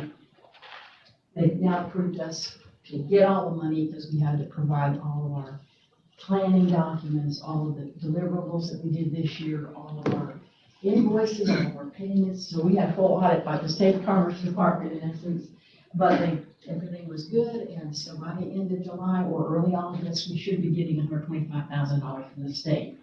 So in total, that adds up to $327,000. If we get the 100,000 from you, we'll have $327,000, starting to say August 1. Okay, our budget year actually starts October 1. So by the time October 1 comes around, we'll have had a couple more months of expenses, so we'll be down to around 190,000, even the start of the fiscal year, with your 100,000 funding. Our budget for next year is 235. So where do we stand? It's gonna be a real tight year. We're gonna have to, even with your 100,000, we're gonna have to be shaving money off of what our expenses have been. And we haven't been blowing a lot of money, I can tell you that. We basically got brochure, we're paying salaries for the 2 part-time consultants. Basically, the ongoing requirements to have auditors and lawyers and this and that to do basic work to make sure we're managing the government agency correctly. So we really need the 100,000. And you know what we've been working on. We try to give you an update every quarter. We right now got about 11 active companies that are showing interest in Taylor County that are in discussions with us. We've already assisted 2 local businesses to help them in their expansion. So we have another one that's working with us. They've asked to keep their name confidential this time, but it's a local existing industry that wants to grow, which we're very happy with. So we are making progress. We can't, we don't have really cutting to do today. I hope we have one soon, but for us to continue what we're doing, it does take lots of time with the consultants. So that's our request. We'd like to have money at 100,000 level. Laura Bello, one of our consultants, is going to work with us to seek some other government grants this year, but we don't have any of that in hand at this point or commitment for anything. So, as of today, I guess that's including if we approve the 100,000, you would start at $342,000, is that what you're saying? And then, at the end of, say, July. at the end of July. Okay, but the fiscal year doesn't start till October, and our expenses every month is right around $18,000. Looking, based on these numbers, it looks like you're looking to spend about $152,000 between now and October 1. I don't think so. Well, I'm looking at, I think that was 7/14/25, Maybe I'm wrong. 342, So if we- 10/1/25, you're looking at that, being at 190,000, so. Well, what we've got right now is we also have just got our audit completed for the fiscal year, prior fiscal year. I'll be bringing that to you probably next month. We did get that, and that's another $3,000 of expenses. So there's some, sort of one-timer things that will pop up that are. Who is that auditor? If I could ask. It's Powell and Jones out of So the Tallahassee. same. As our, okay. And that's who you're proposing to do the audit for next year? Yeah, they've done the audits for us the last 2 years, and I don't know how I've been doing it, but that's the information I have is just for the last 2 years. I mean, it looks like there's a reduction in your costs for audits between the 2 years. Is that correct? a reduction in our costs for the month of August, is that? For audits, For audits. accounting. Oh, yes, because what it was, the $6,000 you saw for audits, that was because it wasn't paid the prior year before I came. I see. Okay, so we were in arrears in essence of $3,000, so that's what the So that's 6,000 the is. cost for 2 audits. I understand. So the going rate for an audit with the DCDA is $3,500. That's what you anticipate? Well, I'm anticipating that, I mean, they didn't tell us the amount, but we've been at 3,000 for several years and Sure. lots of stuff is going on, so we're anticipating that there could be. It also appears, if I'm seeing these correct, that you have a $5,000 contingency in your expenses Yes, and also a $92,000 reserve. well, that reserve isn't really, that reserve of 92,000 is that cash reserves it shows in the top piece. So that's really, It's a duplication. it's probably an error, just give me just a minute.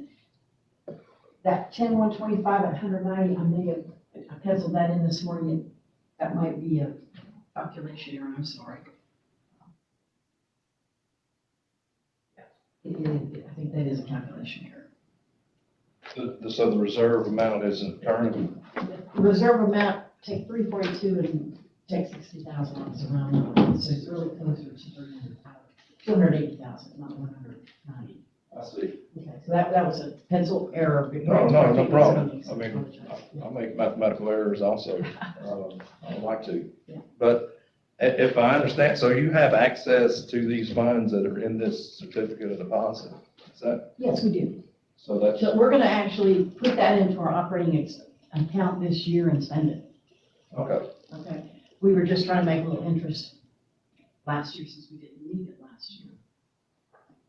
Well, this year we anticipate, if you grant us 100,000, we anticipate spending that. We anticipate spending the CD money and then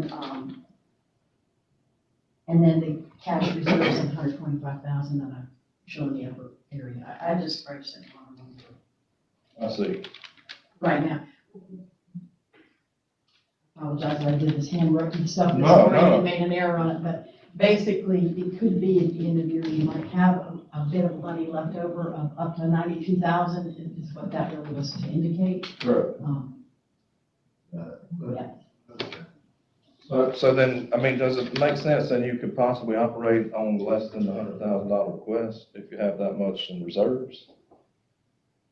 Okay, so if you assume that by the time yes, I think our reserves won't be 92,000 if we take, let's see what the calculator works, 18,000 a month for 3 months off of the 327.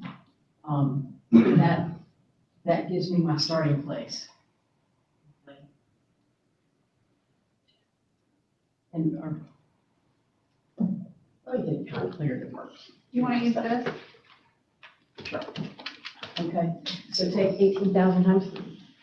Are you trying to take it from the 92? I'm trying to It'll take get that you from the, 5 months worth. I'm trying to take it from the 327.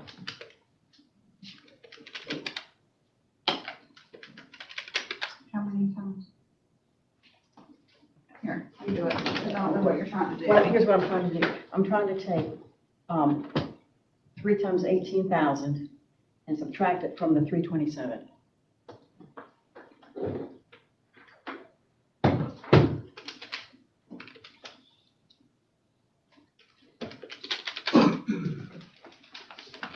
$273,400. Okay, so we're starting with 273,400 at the beginning of October. So that, and then you can take the 235,400 from that, and that'll give us what our left in reserve would be. I apologize. I'd just say for me, I mean, myself, that this group, in the wake of mill closures and our county being in the state and looking for new business opportunities, that these are folks that we lean on to really make contacts and and be in contact with new potential business and manufacturers and whoever it may be that wants to do business in our community. So I'm not willing to cut any of. I apologize, I'm not coming in prepared as I should have been this That's morning. okay. And I concur. Y'all are doing a marvelous job. And as I said earlier in the meeting, y'all are working all the time, and I know you don't get a salary. Right. And you put in many hours a week, with what you do, volunteering, and there are other volunteers on this board that put in a lot of time and effort. And so now that we've got two consultants, which we've not had in the past, and things are happening.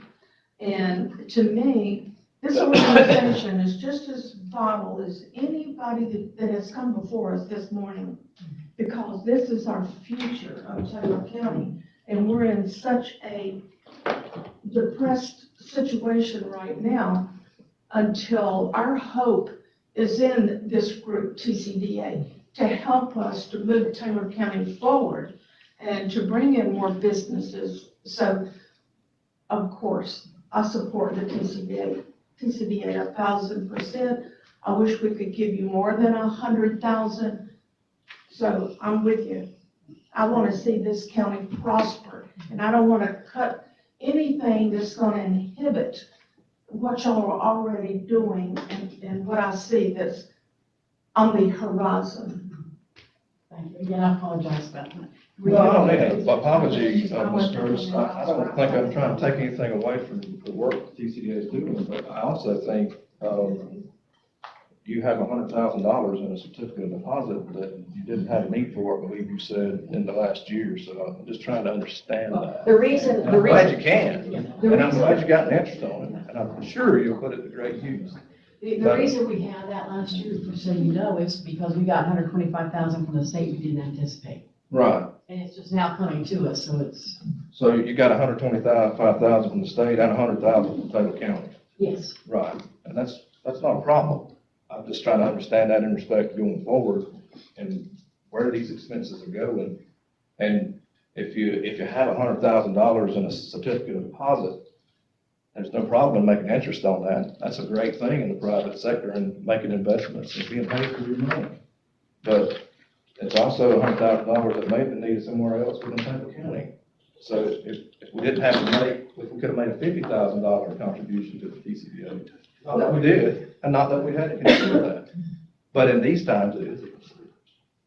So I'm not making light of your work or the group's work. I think it's a great team effort, and we certainly need the Development Authority to be functioning properly. I'm just looking at these financials and trying to make sure I understand. And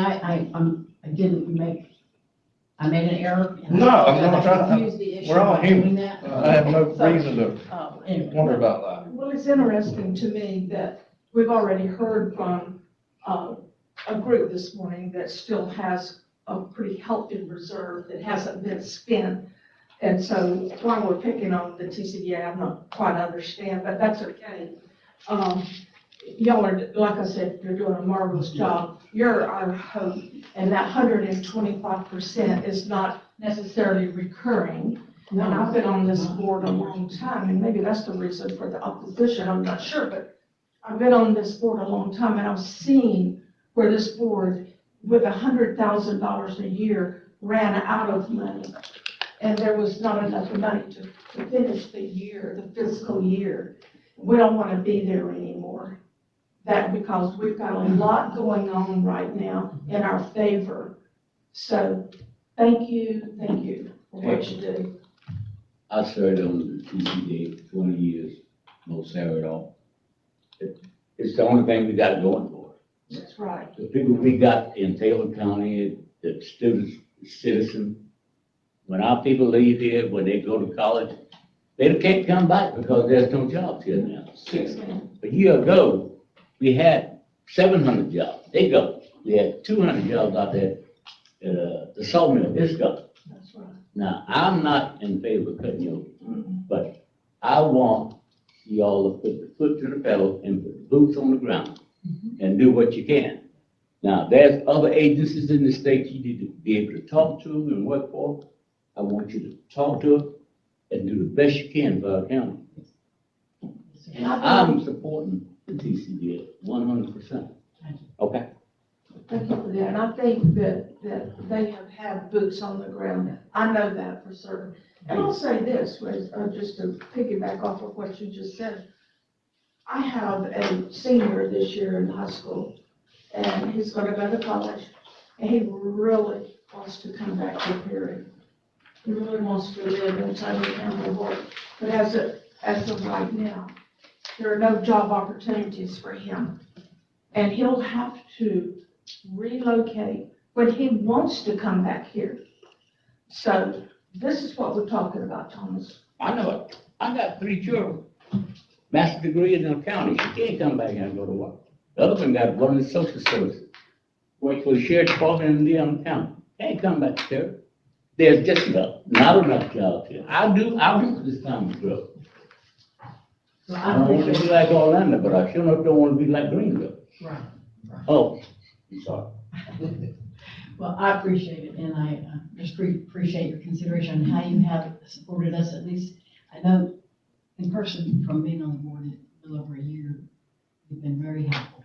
And so we have a lot of good things started, but nothing that where we have, only successes we've had is the support we've given of the local industry. Laura reached out to, or Bob actually, and reached out to one of the larger industries in the community recently to see if they needed any help, and they did. And so he and Laura are on top of it. I see Laura with Bill at all my meetings. Helping them with funding and helping them work through some issues to grow. So we've had really more success with the retention and growth of businesses locally at this point in time versus a new company coming in. But we've got a lot on the, that are interested, which is great. At least we're actually having real companies come and express interest that are good companies. And Michelle, there are no guarantees in this business. Oh, sure. You can work 7 days a week, 24 hours a day, and there are no guarantees. But we cannot give up. We have to keep trying and trying. And I do believe that we are going to be successful. I don't know how long it's going to take, but we're on the right track of all the different people that you all are talking to. It's going to happen, but we don't know when. Thank you.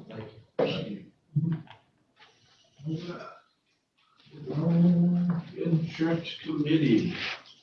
We've got a representative from the health department here. She wasn't on the list. I don't know if you want to go ahead and Go ahead. hear her presentation before we got into all that.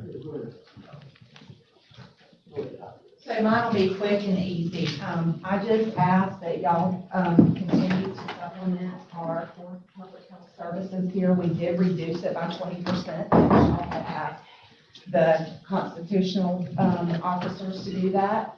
So I'm just here to ask that y'all continue to supplement our core public health services. Do y'all have any questions?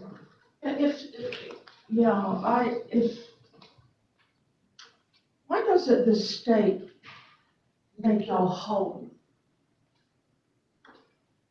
That's a big question.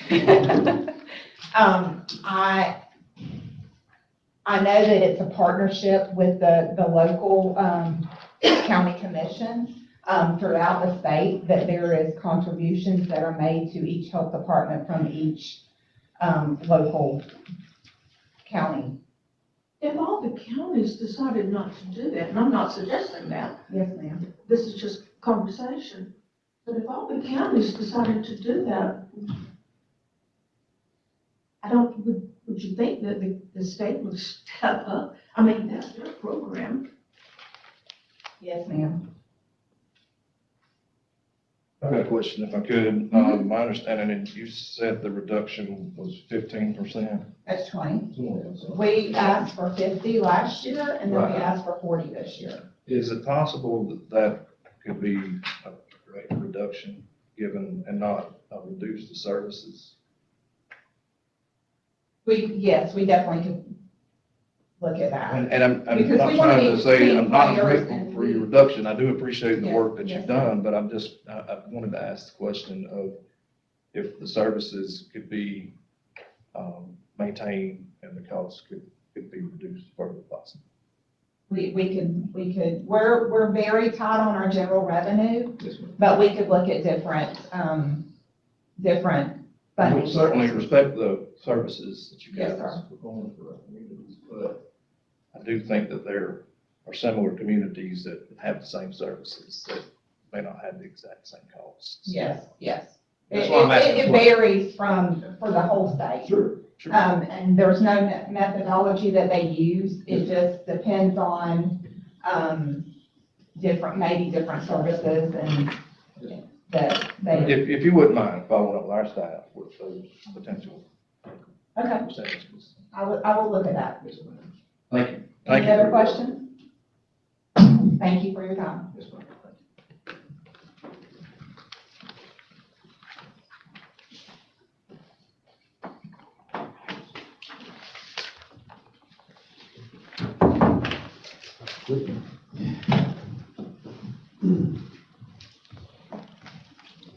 I got the insurance committee. Yep.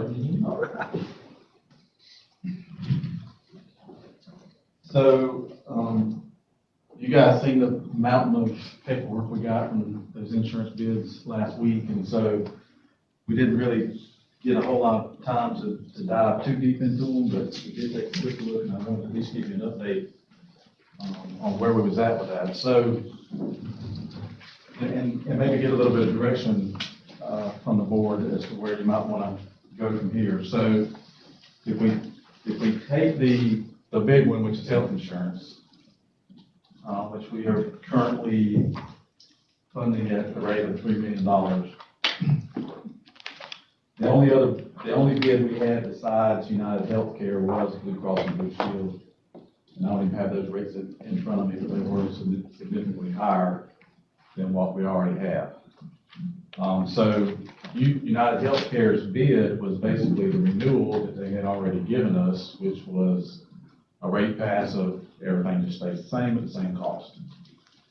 And we knew that worst case scenario, we could always fall back on that deal there because they had already offered it to us and was going to stand behind it. So anyway, that's really the worst case scenario. Is we can continue to provide the same insurance plan, same everything at the same cost. As the insurance committee, we felt like that maybe the cost was a little bit high for the plan. And we felt like we requested a reduction of 15%, I believe. And they didn't give it to us. They just said, no, we're just going to, just leave it the same. And so that's why we went out for bid. Now, so where I'm at with you guys on the health insurance, or where I kind of want to get some direction is, they did provide an alternative plan, which is right now we're on a PPO plan, which they provide a preferred provider plan, and they did offer an HMO plan at a reduction of 23%. about 23% in the premium.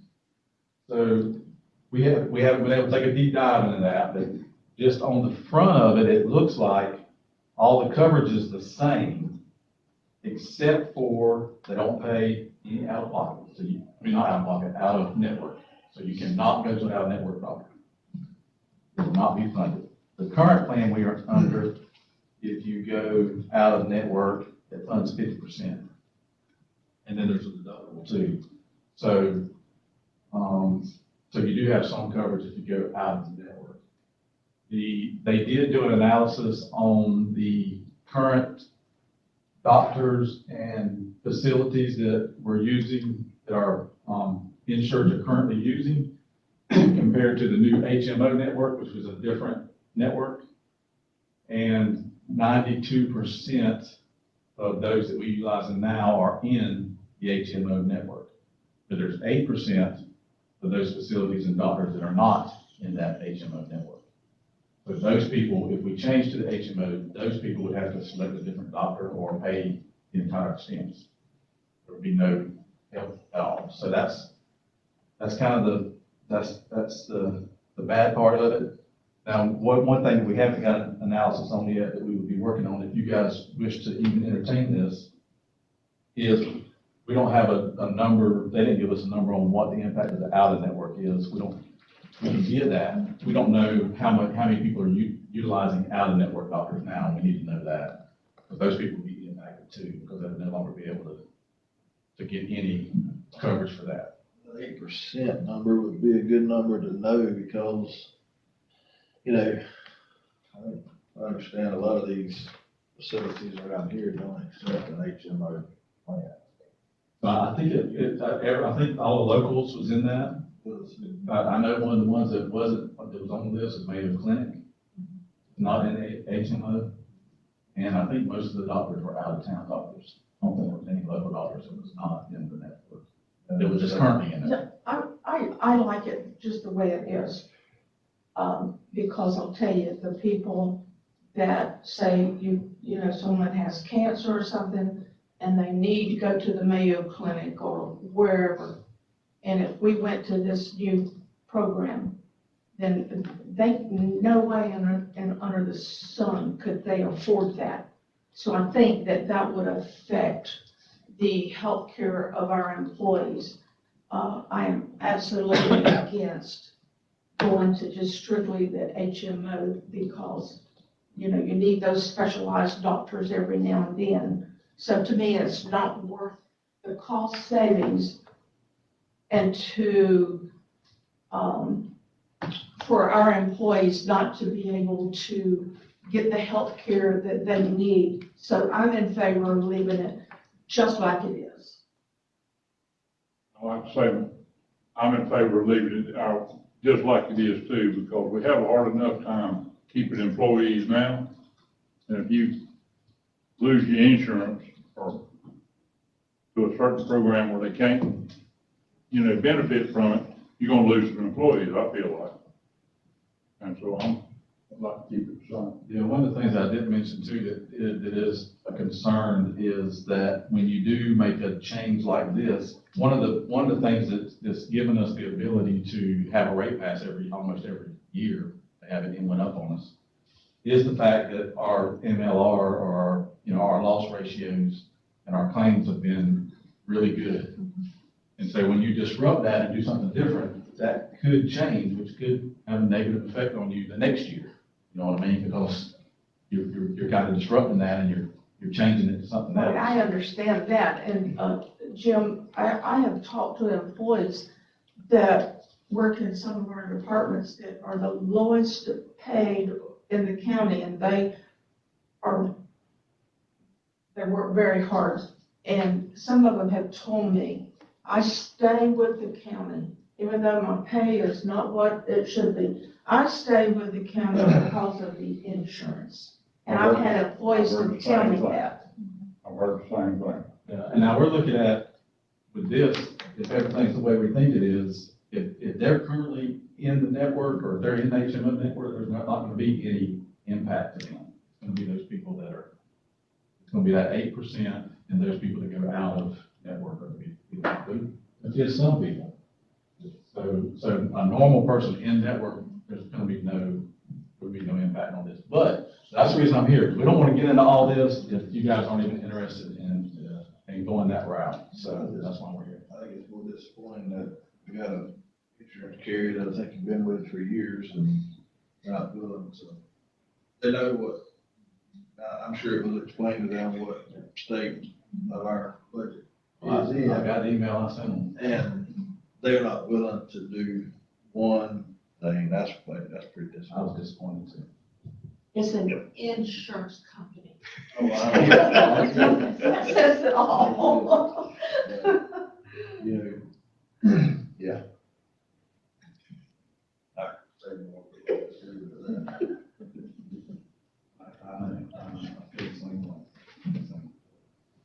But anyway, we can run that and entertain that and get some more data if you guys are interested in that, if you think it's best to disrupt that, then we can do I that. think you could end up with more issues with folks beating their head against the wall, trying to use it, not being able to use it, having to go, all these people get on these doctors that we go and see, and they don't want to have to go change because they've been seeing them for years, and then it's just, it may It's also, to my understanding, for the HMO, everything has to be pre-authorized, pretty much everything.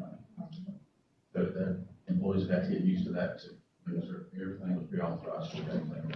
And we still do some of that now, but it would be a lot more of it would have to be pre-authorized under an HMO.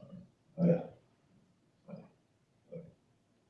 Any other discussion or questions on the? So what we will So is do, it a consensus then to leave it the way it is? Do what? Is it a consensus to leave it the way it is? I'm for leaving it the way it is, and I want the employees to know. As soon as we can get the money to give them a raise, I want to give them raises. Because that's the reason we lose a lot of our employees because what we're paying. A lot of our public works. I agree with you. A lot of our public works side for sure needs Yes. some attention. so what we'll do, because we do have all the other products too, like dental, vision, and, life and those things, and we'll dig into those and we'll come back with a recommendation in August. Maybe, like, I think maybe on the life side, the county can save a little bit of money there. But the others probably, I don't know that we're gonna see a change on those, but anyway, the rates are much the same, so I mean, even big impact, but we'll be back, in August, probably, just get you guys for 3 days. Yeah. Okay. Very good. Thank you, sir. So that kind of concludes the presentations. For starters, do we open it up for any discussion items that anyone may have in general, or do you want to take a 5-minute break, or take a few minutes break, and we'll kick back and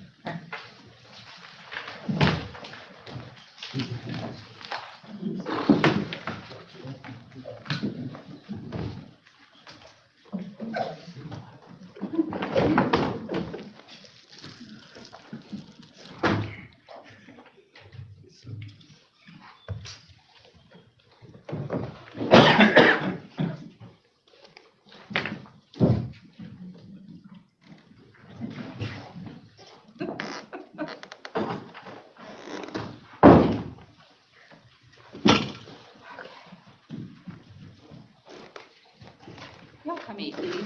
Good Lord. I'm looking at them.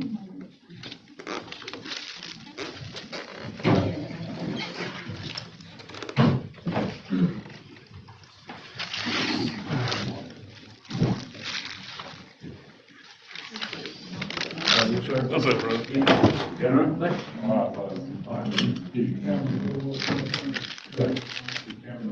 No, man, you gotta take care of it.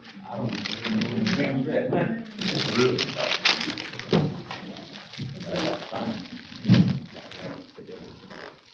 Hey, who went to Brazil?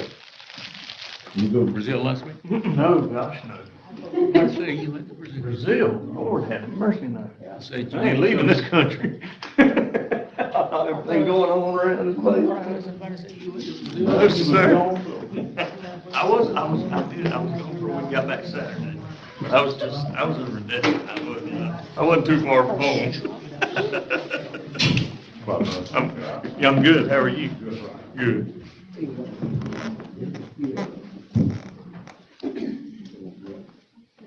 Did I understand her that she left the ones that sales tax in, or she has took it out, left? What was unspent for you? No, it's a That's month. budgeted for next Previous year, month. but no new. I got it. Okay. Okay. Yes, ma'am. I'm sure I'm gonna get Picture of it. But I can't do it, because I want to make sure. against, I'm telling you. You don't know. There's a lot of beach photos. I just, you know. Yeah. Tell me. You know, I had that about him today.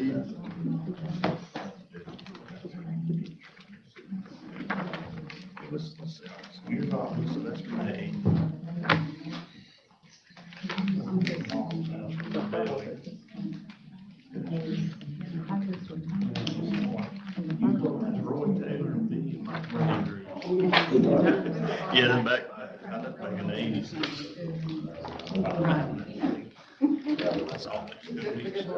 I must not have it on here, but, yeah.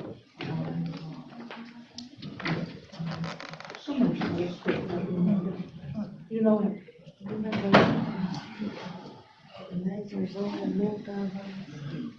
We need to call the guy from the state about our phones and just tell him we need to.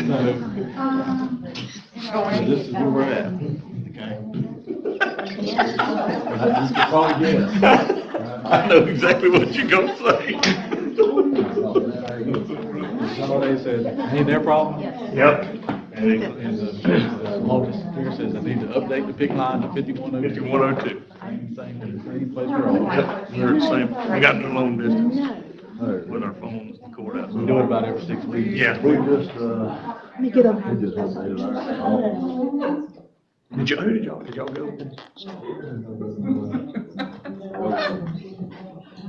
Well, I think we updated. Yes. After him, yes, sir. Mhm. Yeah, she keeps it straight. It's really gonna take the phone off the desk. That's what I was just going to teach. Yeah. Yeah.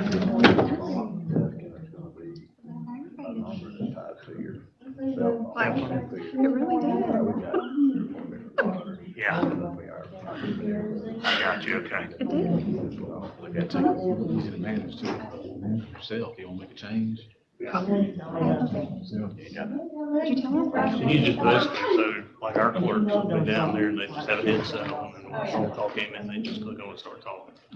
Okay, Were you asking for me? okay. So that's what our inspection take the phone off.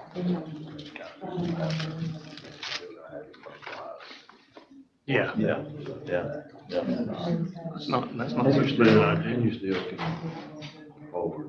I mean, in our world. Yeah, we do, but other people leave our desk. Jim, how are you? We pay. Eat that donut fast. You get sugared up. Right. Better get sugared up quick.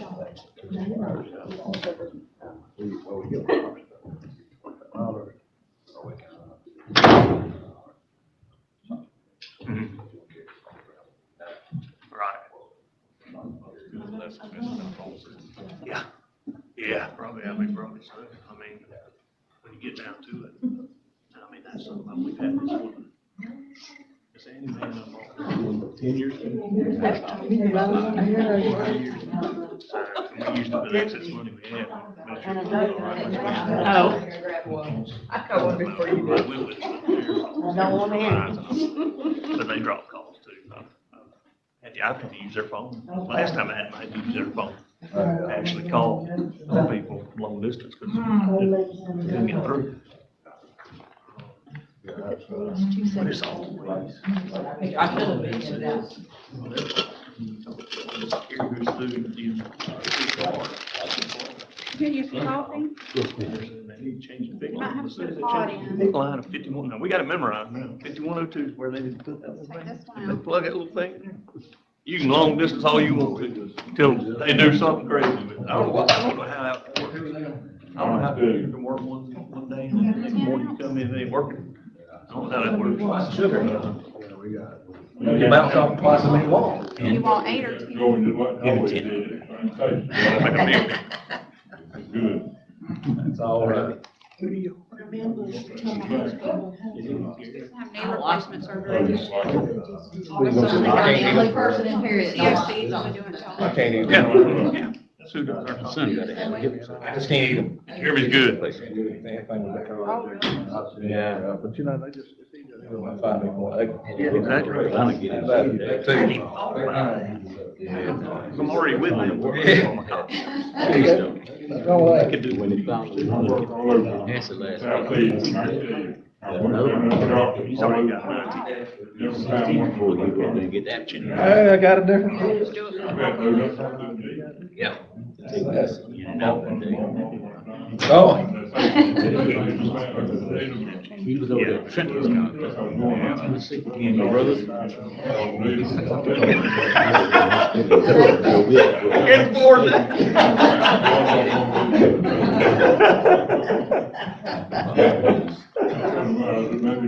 Oh, that mercy.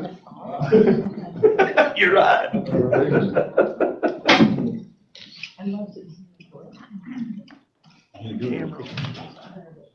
You haven't been fishing lately?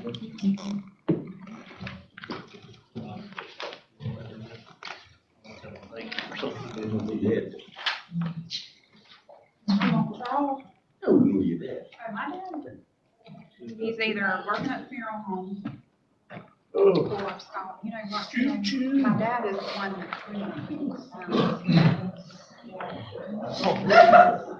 yeah, that's what he does. Oh, no, no. So if he's not doing that, he's at the beach, working on his house. What are you doing? He lives down there. So he's either that or working. But You yeah, went to Steve Green?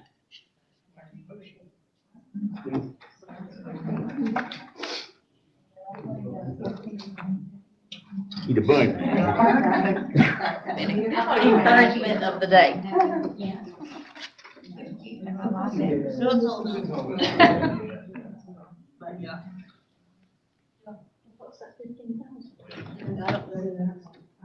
Corrections, okay. But the salaries is still the same, though, it hasn't been corrected. Salaries.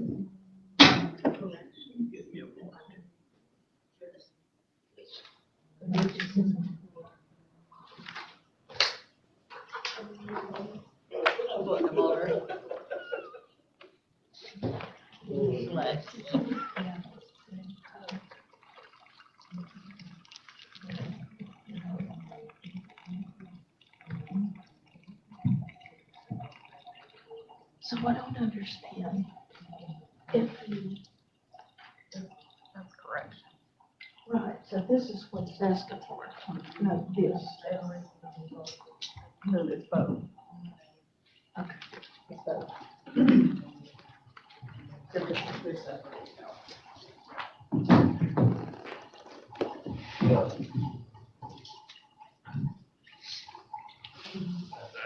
That's all.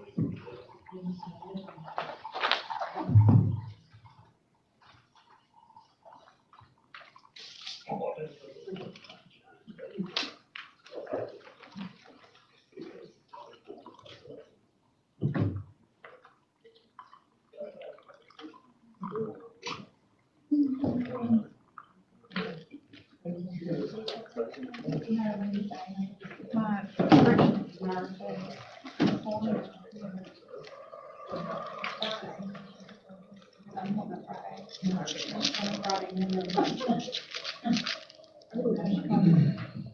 Thursday.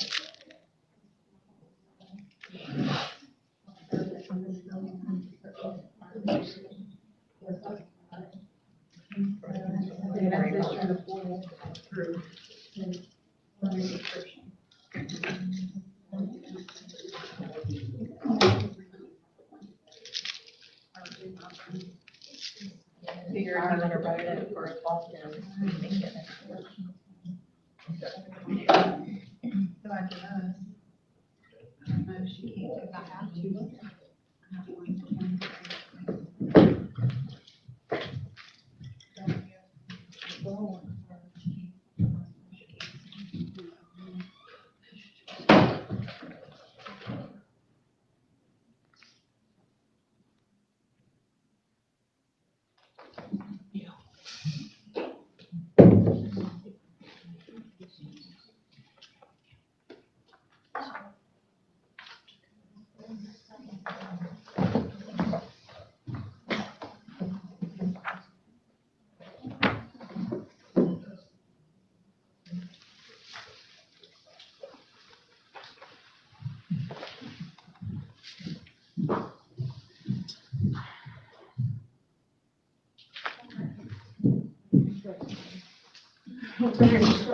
Yeah, y'all, everybody ready? All right, we'll open it up.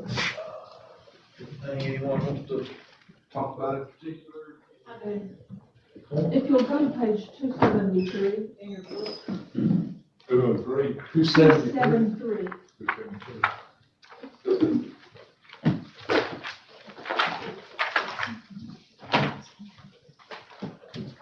Okay, I'm not quite understanding this. What I'm looking at is that the current budget in regular salaries is $2,402,000. It's called the sheriff department. Yeah, and then as I look over on your far right, and I see budgeted request is $2,006,000, which is a differential of $236,000. But I asked specifically, were there any salary increases? So I need help with this because I'm not understanding this. Yeah, so And then if you look down at retirement, the current budget is 775. And then, of course, now it would be 891, and that is a differential of 116,000. So Luana, do you know what's going on here? No, I don't. yeah. Say the only one that should be the sheriff, because I mean, I think retirement, I mean, I asked the question, what drives your retirement, and I think we all are aware that salaries is what drives your retirement. Yes. So if your salaries are increased or decreased, then of course your retirement's gonna increase. So at the end of the day, we asked all 5 constitutional officers to decrease budgets. 4 of them did. And here we got an increase on 1. I mean, and we got an increase on the largest constitutional officer budget at $9.2 million. No matter what the dynamics of it is, there's $9.2 million budget and we have an increase. Yeah, and I just, I asked a specific question. Maybe I didn't understand his answer, but I thought that he said that there'd been no salary increases. But according to this is contradictory to what was said at this podium today. And I look back, just like Jim, you said, I wish we could give our employees raises. And, I wish we could give everybody a raise, but in particular, there are some departments that we really are having retention problems with. And, when I think about these men and women that are out there working in the hot sun on these days, because I've been doing a little bit of it myself, but I have the luxury of being able to go in and get into air conditioning when I'm about to have a heat stroke. But, I think about these people that are already working for less than they should, and we can't raise them. And there's something within me that if our employees and all employees can't get a raise, we sure as heck we don't need to be supporting another department to give raises to employees. Now, that is not right. We cannot match this with our own employees. Mr. Chairman, now, if I may, I will say that I don't know what the special risk for law enforcement is, but we did have a 2 point, is it the same? Okay. So there was a 2.4% increase in retirement for firefighters that we budgeted for, but we had to decrease in other line items. So I know there was an increase in retirement. I understand if there were mandated increases, but at the end of the day, there could be, 4 constitutional officers came up here and they dug in their budget and found money. So this one should be able to do the exact same, and I'll be honest with you for that. At this point, this whole budget's a no all the way through until these folks can help us out. Now, we still got more to discuss. It's a no for me, but we've got more to discuss. But I'm just not approving a budget under these circumstances, you go and asking the citizens. And I'm not either, and I'll tell you, you mentioned the 4 constitutional officers that they tried, and they came back with reductions, and I really believe that, I really think they did the best they could. I really think they did. And then, not only did we have the 4 constitutional officers, we had our county administrator that labored over this to make cuts to help out. So, you know, I don't know, well. That's what looking for the citizens looks like there. I don't think, and I've talked to a lot of citizens that they say, hey, you may have to increase to an extent, but I promise you, they want to see all these folks make cuts first. They want to see cuts made first and then see what we have to do. Well, you know, and the thing is, and I'm sure I'm gonna get it for this, but somebody has to speak up, okay? Somebody has to be willing to speak up. But, you know, we heard, raise the millage rate, blame it on me. 3 years from now, how many people are gonna remember who said that versus the 5 people that did it? That's, and you know, I'll go ahead and bring up one of the big ticket items that's on the list, is gonna be the 1 cent money. I'll go ahead and bring that up, and for me, I mean, the state, when we send our legislative appropriations in, they don't just send money down, it goes through an approval process, and we may get it or we may not. I feel very strongly, and I'm just one commissioner, that, and for 2 reasons, main reasons is that we need to keep this money and hold on to this 1 cent money, is we have an EMS bid on the table that we have no clue what that's gonna look like when it comes around. As well as, yes, we were blessed to get $900,000 just fell out of the sky to help with this budget, but that's not guaranteed this year. That's not residual income. So I suggest and recommend the board to plan for the future and start now, and don't wait till you get caught with your pants down and not have the money. So don't mean we have to spend it, and it don't mean that the hospital or the sheriff's department can't come ask for money for purchases. But that's why I mentioned to the hospital that maybe they should prioritize and come and ask. But not say we're gonna go spend over $1 million just because, if they come and ask for it, but I think it's in the board's best interest to hold on to the money for future preparations. And I concur, absolutely. There's some people that will take that money and spend every dime of it. Then you've got another half that just sits there and it's not being used where we need it. I'm for taking back 100% of the 1 cent sales tax. I'm not going to approve these increases. I can't do that. We have a responsibility with this budget, and yeah, somebody's gonna be really angry, but you know what? They can get unangry, because we have a responsibility here, and I am not gonna put this burden on our taxpayers for superfluous spending. The other thing, well, I'll stop right there for right now. Well, I will say this. People will say, well, you've got a healthy reserve, and now's the time to dip into your reserves. Folks, we have not hit the bottom yet. You know, we're just at the beginning. And what's to say that next year will be even worse? And if we start spending our reserves and things get worse instead of better, or if they stay the same, and we spend all our reserves, then you can only go to 10 mills.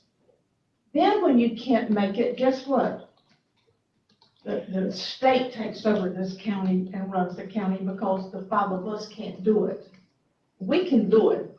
It's just that we can't be afraid that we're gonna make people mad. We have a responsibility to do the right thing, and that's what I was hired to do, and that's what I'm gonna do. All right, if somebody get mad if they want, that's their own personal problem. It's not, nothing personal for me. It's just Business. my obligation to make sure we balance the budget. And we've got, you know, with this 1 cent money, we've got some of our offices that we've talked about needing to consolidate that would potentially even save the county more money if we did so. So if you could give it all away, then, I mean, there's no money there to do these things that we potentially could do to save more money. So that's just me. On the 1 cent money, I figured I'd go ahead and bring that up. I know that's a big ticket item that folks want to hear about. And I feel like we should hold on to it. And, you know, don't mean that sheriff or the DMH can't come request. We have to make our request to the state legislator every year with. And sometimes we're told no. When we have our hand out and come back, sometimes we're told no. So just because we say, come back if you need something, doesn't necessarily mean that we're gonna be able to afford to hand it out. I'd like to make that clear. But,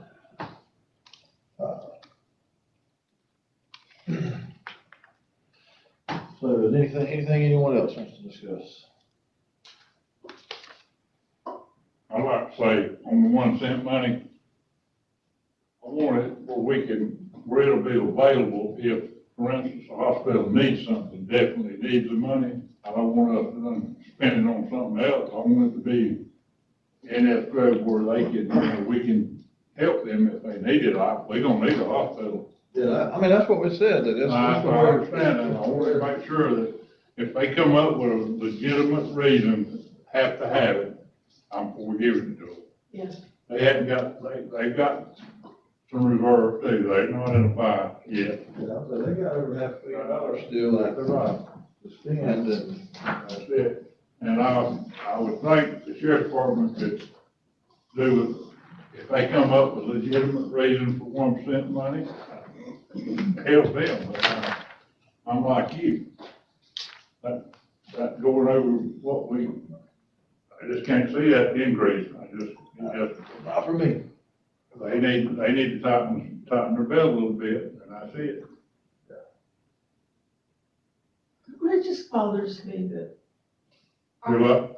It bothers me that our employees are not getting raises, and somebody else puts it in their budget to raise their employees. That's not right. It's throwing mud at them, that's for sure. That's not right. With our employees, if anybody needs a raise, the ones making salaries we pay it, they need a raise. Now, you know, if any money be spent for a raise, they need to get it. Our employees do.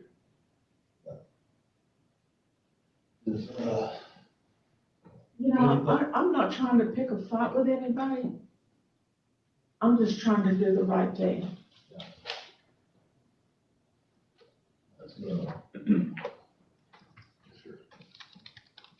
Anything else anyone want to discuss? Maybe, go ahead. I do.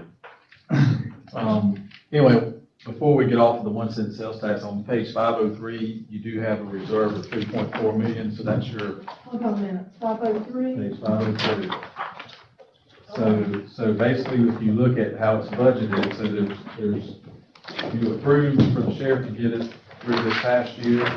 He spent everything, so there's nothing left, and there's nothing budgeted for next year.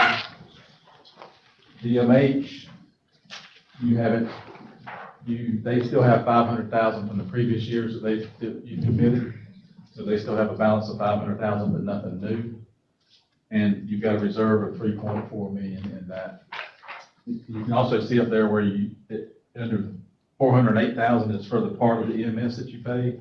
The 1.367 is for capital expenses and other funds that you're gonna fund out of this budget.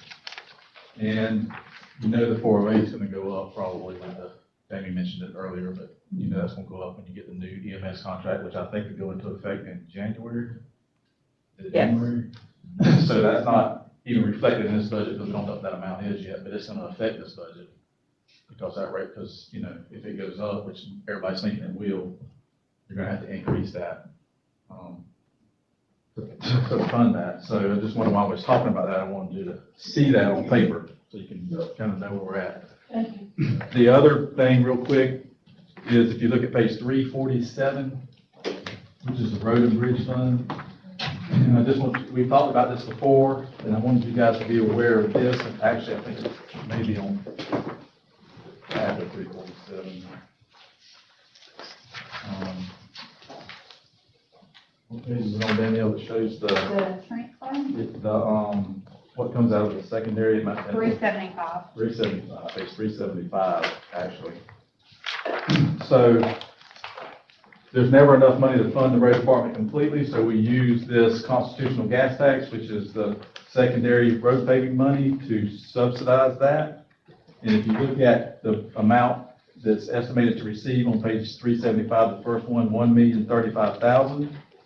If you look at expenditures, the first two line items is $1,007,000 to go road and bridge and $32,500 to go to the general fund. So that's actually, there's not even enough secondary road money now to cover those transfers. Now, I think, the engineering, you know, because you haven't filled that second engineering position, so that doesn't, it's budgeted, but we never expense it. Also with the purchasing agent as part of this transfer, and that's some changes, been some changes there. So this year, you know, this, if you see at the bottom, it says operating expenditures exceeds operating revenue by $4,579.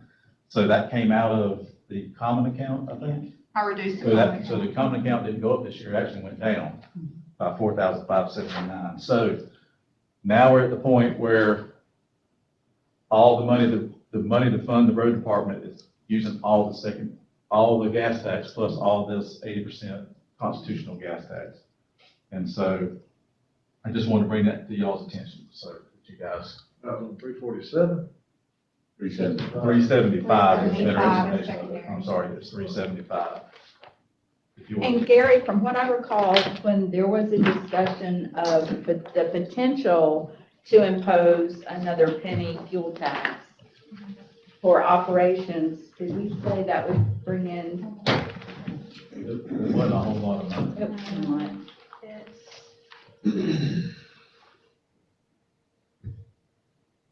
It would be 117,000 total, but we would have to split it with the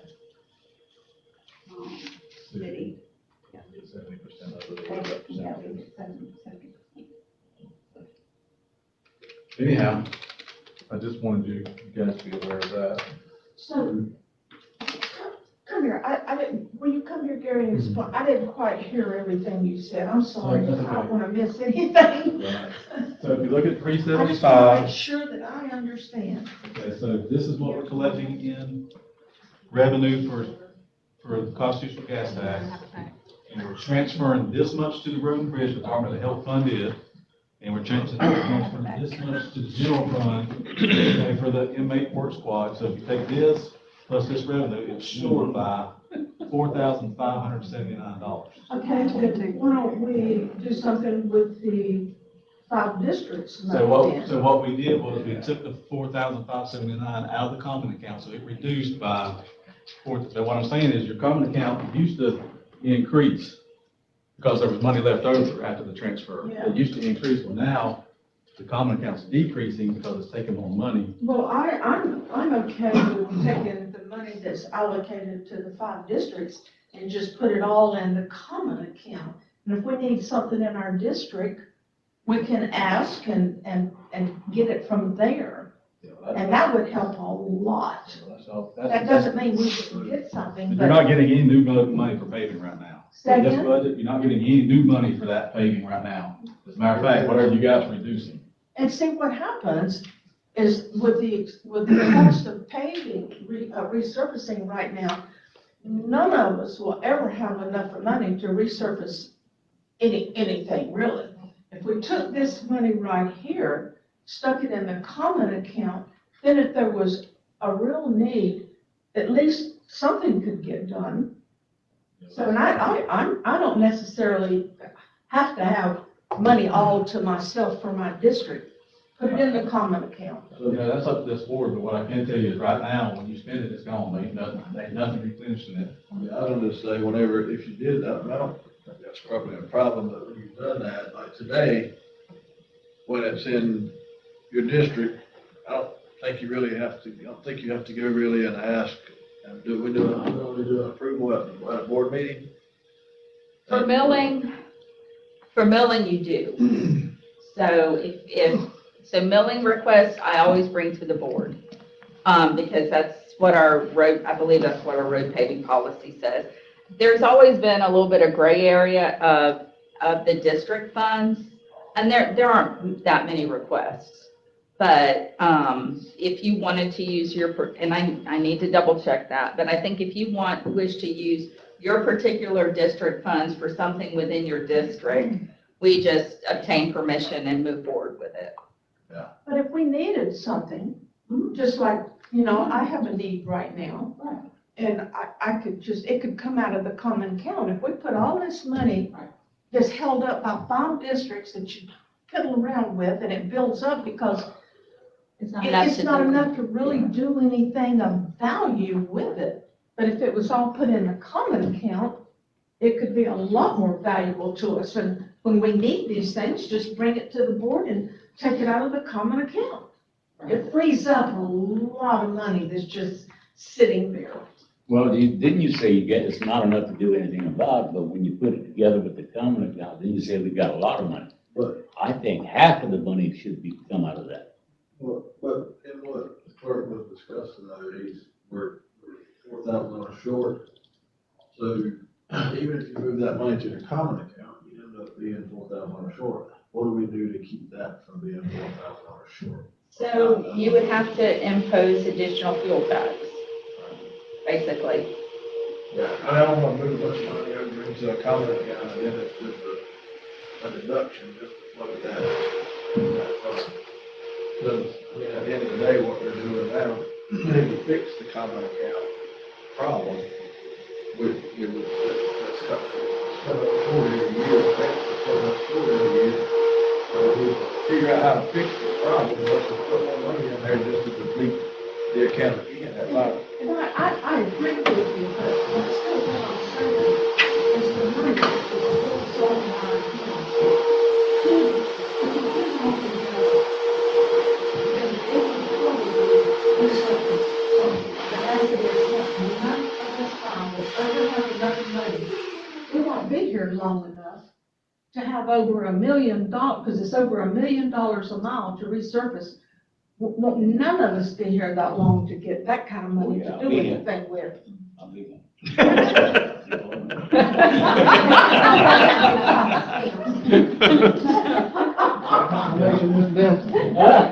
Confirmation, that's all. Keep on drinking. It's good. So, you either gotta reduce expenses in the road department, or these transfers, or you gotta increase the road department. And we're already using one cent sales tax money for capital purchases to try to, or we wouldn't be able to buy any of these, I don't think. Yeah, we purchased a lightning loader, and next year's budget, there's a dump truck, and we purchased graders and trucks and all sorts of equipment that we wouldn't have if it weren't for the 1 cent sales tax. As far as the money that each one of us gets, I could go out there and I could probably spend every dime of it if I just wanted to spend that money. But I don't want to do that. And it's really of no use to me long-term to get anything significant done with. That's just how I feel about it. And I believe that's a board policy, that would require you guys changing the policy if you wanted to do it. I believe so. I think that's our road paving policy. So we wanted to move all that district money into the common account.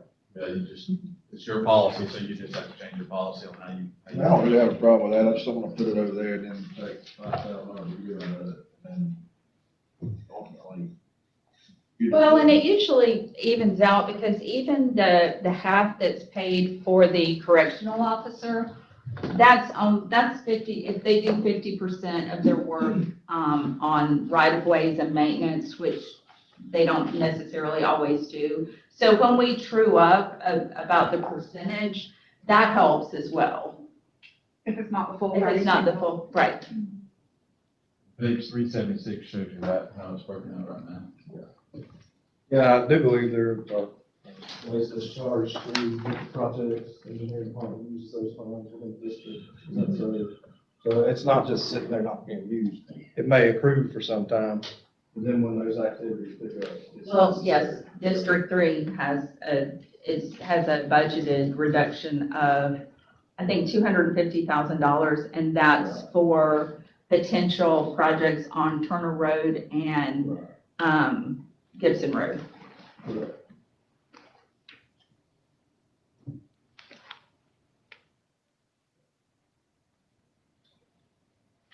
Correct.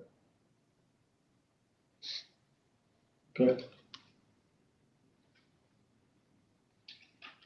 You wanna go over any more of you pretty well went over all your reductions on there. I did, I just, in order to prepare for Thursday, what do you want us to bring back on Thursday?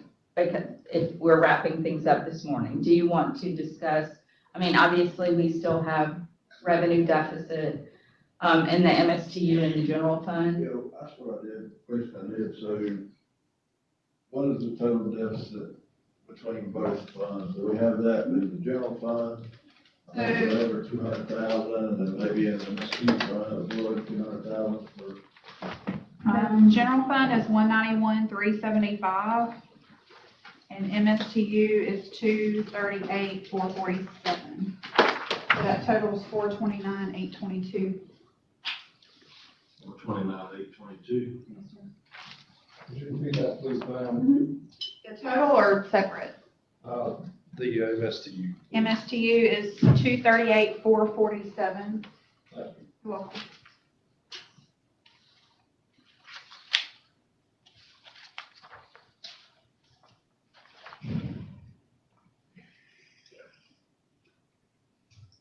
So if we add in the surtax back into our deficit, where's that gonna leave us?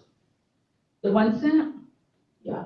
Uh, The 1 cent's already included in this. no, I think she's asking, are you asking if we fund the deficit with 1 cent sales tax? Yeah, then what would be the balance of work that we're short?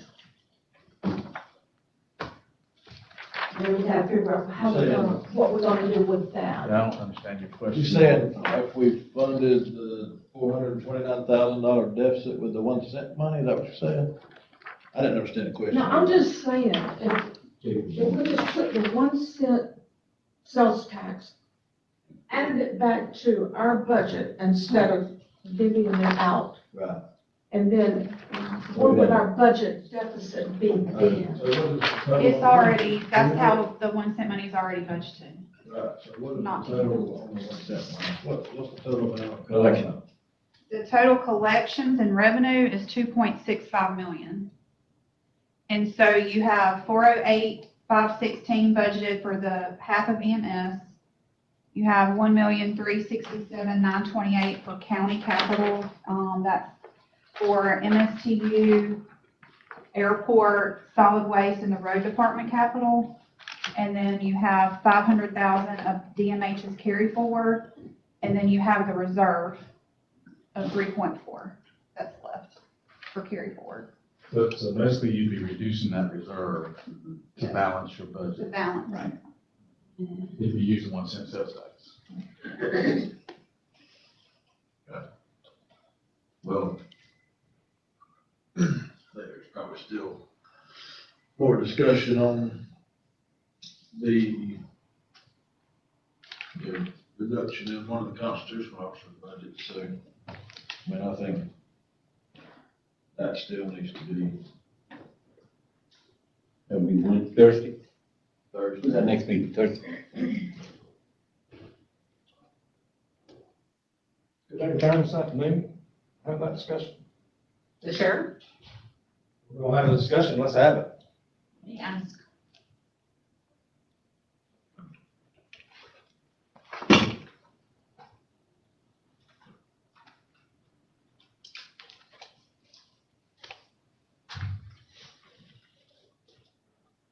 Sheriff, it's LaWanda.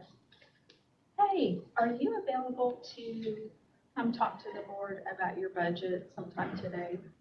I don't know if you're still tied up now or potentially this afternoon.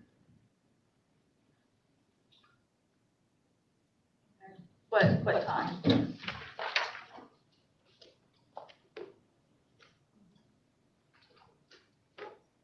Well, if you'll give me a potential time, I can ask if they want to continue this and reconvene or how they want to do it.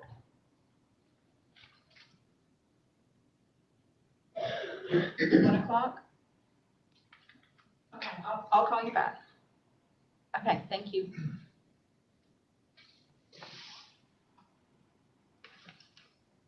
The sheriff said he'd be available at 1 o'clock. At one, Yes, ma'am. do we have anything between now and then that we, Oh, no, can we go ahead with something else between now and then? We could order in some pizza and work through lunch. Anybody want to do that? What other items are we doing this, do we need to discuss? Do we have any other items that anyone's discussing, or? I don't believe so because, obviously, I will say that as far as our property tax, that is an unknown as far as the impact to our budget. We did have a significant increase to our premiums for property tax, and I think that was insurance. Oh, God, I'm sorry. Insurance. Sorry, it's already been a long day. Our property insurance, and that total was $188,000. yeah, over all the funds. I don't know what potential reduction we'll have. I mean, that could potentially help. But that's an unknown, and obviously our ambulance service proposals are an unknown. When will that be in? Not till August. But for purposes of budgeting, you have to set the millage the end of July. It's set for July 29th is the special meeting that the millage has to be set. That goes on the trim notices. And what that millage is, you can go down, you can't go up.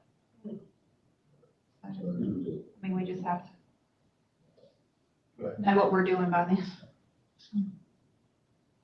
I would say maybe Thursday, if we would be there to maybe bring some options back for this common account, balance it out, or? I mean, I know you mentioned increasing the sales, making an increase on sales tax. That'd be really the only way of reducing it. Oh, the fuel Talking tax? about the road and bridge, or, Yeah, I guess. Yeah. oh, the gas tax? Yeah, I don't know, we'd have to look at the gas taxes and see what you could do there. Of course, it'd take time for all that, though. Right. I believe is there a potential of 5 additional cents that could be imposed by the board And it's some of that's to be used for capital, right, for infrastructure? And So- the 9 cent. Right, you're really limited as far as what can be imposed for operations in road and bridge. What is the capital budget in road and bridge right now? Is there anything? 250, you're talking about what they're going to buy or what they're What reserving? they budgeted out of the road and bridge fund, not that's covered with 1 cent sales tax. Not that's covered, Is there, $100,000 yeah. just in the reserve. Yeah.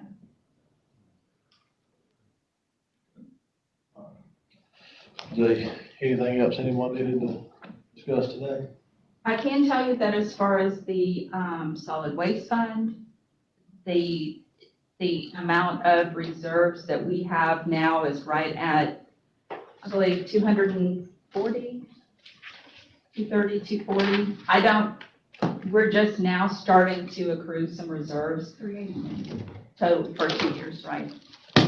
Your carry forward and your reserve for capital is, Reserve for capital for next year is at 381. and that's at the present assessment. So I wouldn't recommend that we change that, just in case, just looking forward. We know what a hard year we've had as far as our roll-off trucks. And if I'm able to purchase a roll-off truck this year that the board approved, we will reduce that capital expense for next year. I don't anticipate that being an issue. That's our goal so actually we would reduce the capital request for solid waste by $240 for the purchase of that truck because we'd be purchasing it this fiscal year. But I think we need to keep the assessment as is, just so if we get in a bind, we would have to ask for a transfer from reserves. And I know it's 381, which is more than 0. But I think we need to keep the assessment where it is. Yeah. So that's something that the board will adopt later. Yeah, good. Well, if nothing else, I'll just have the sheriff come Thursday morning at 9 o'clock. Or do you want to take a break and come back at 1? Do you want to take a lunch break and come back? That's fine with me. Is the information gonna change? Do I need a day or 3 days to get that information? Okay. I'm willing to come back at 1 o'clock. There's nothing else that we're gonna discuss. What's the rest of the board feel? You wanna just have the sheriff come at 1 or at Thursday morning at 9 a.m.? Thursday morning at 9, if you can. 9:30, somewhere in there, it'd be great. All that. 9:30 would be good for me Thursday morning. And the meeting starts at 9, so. Yeah.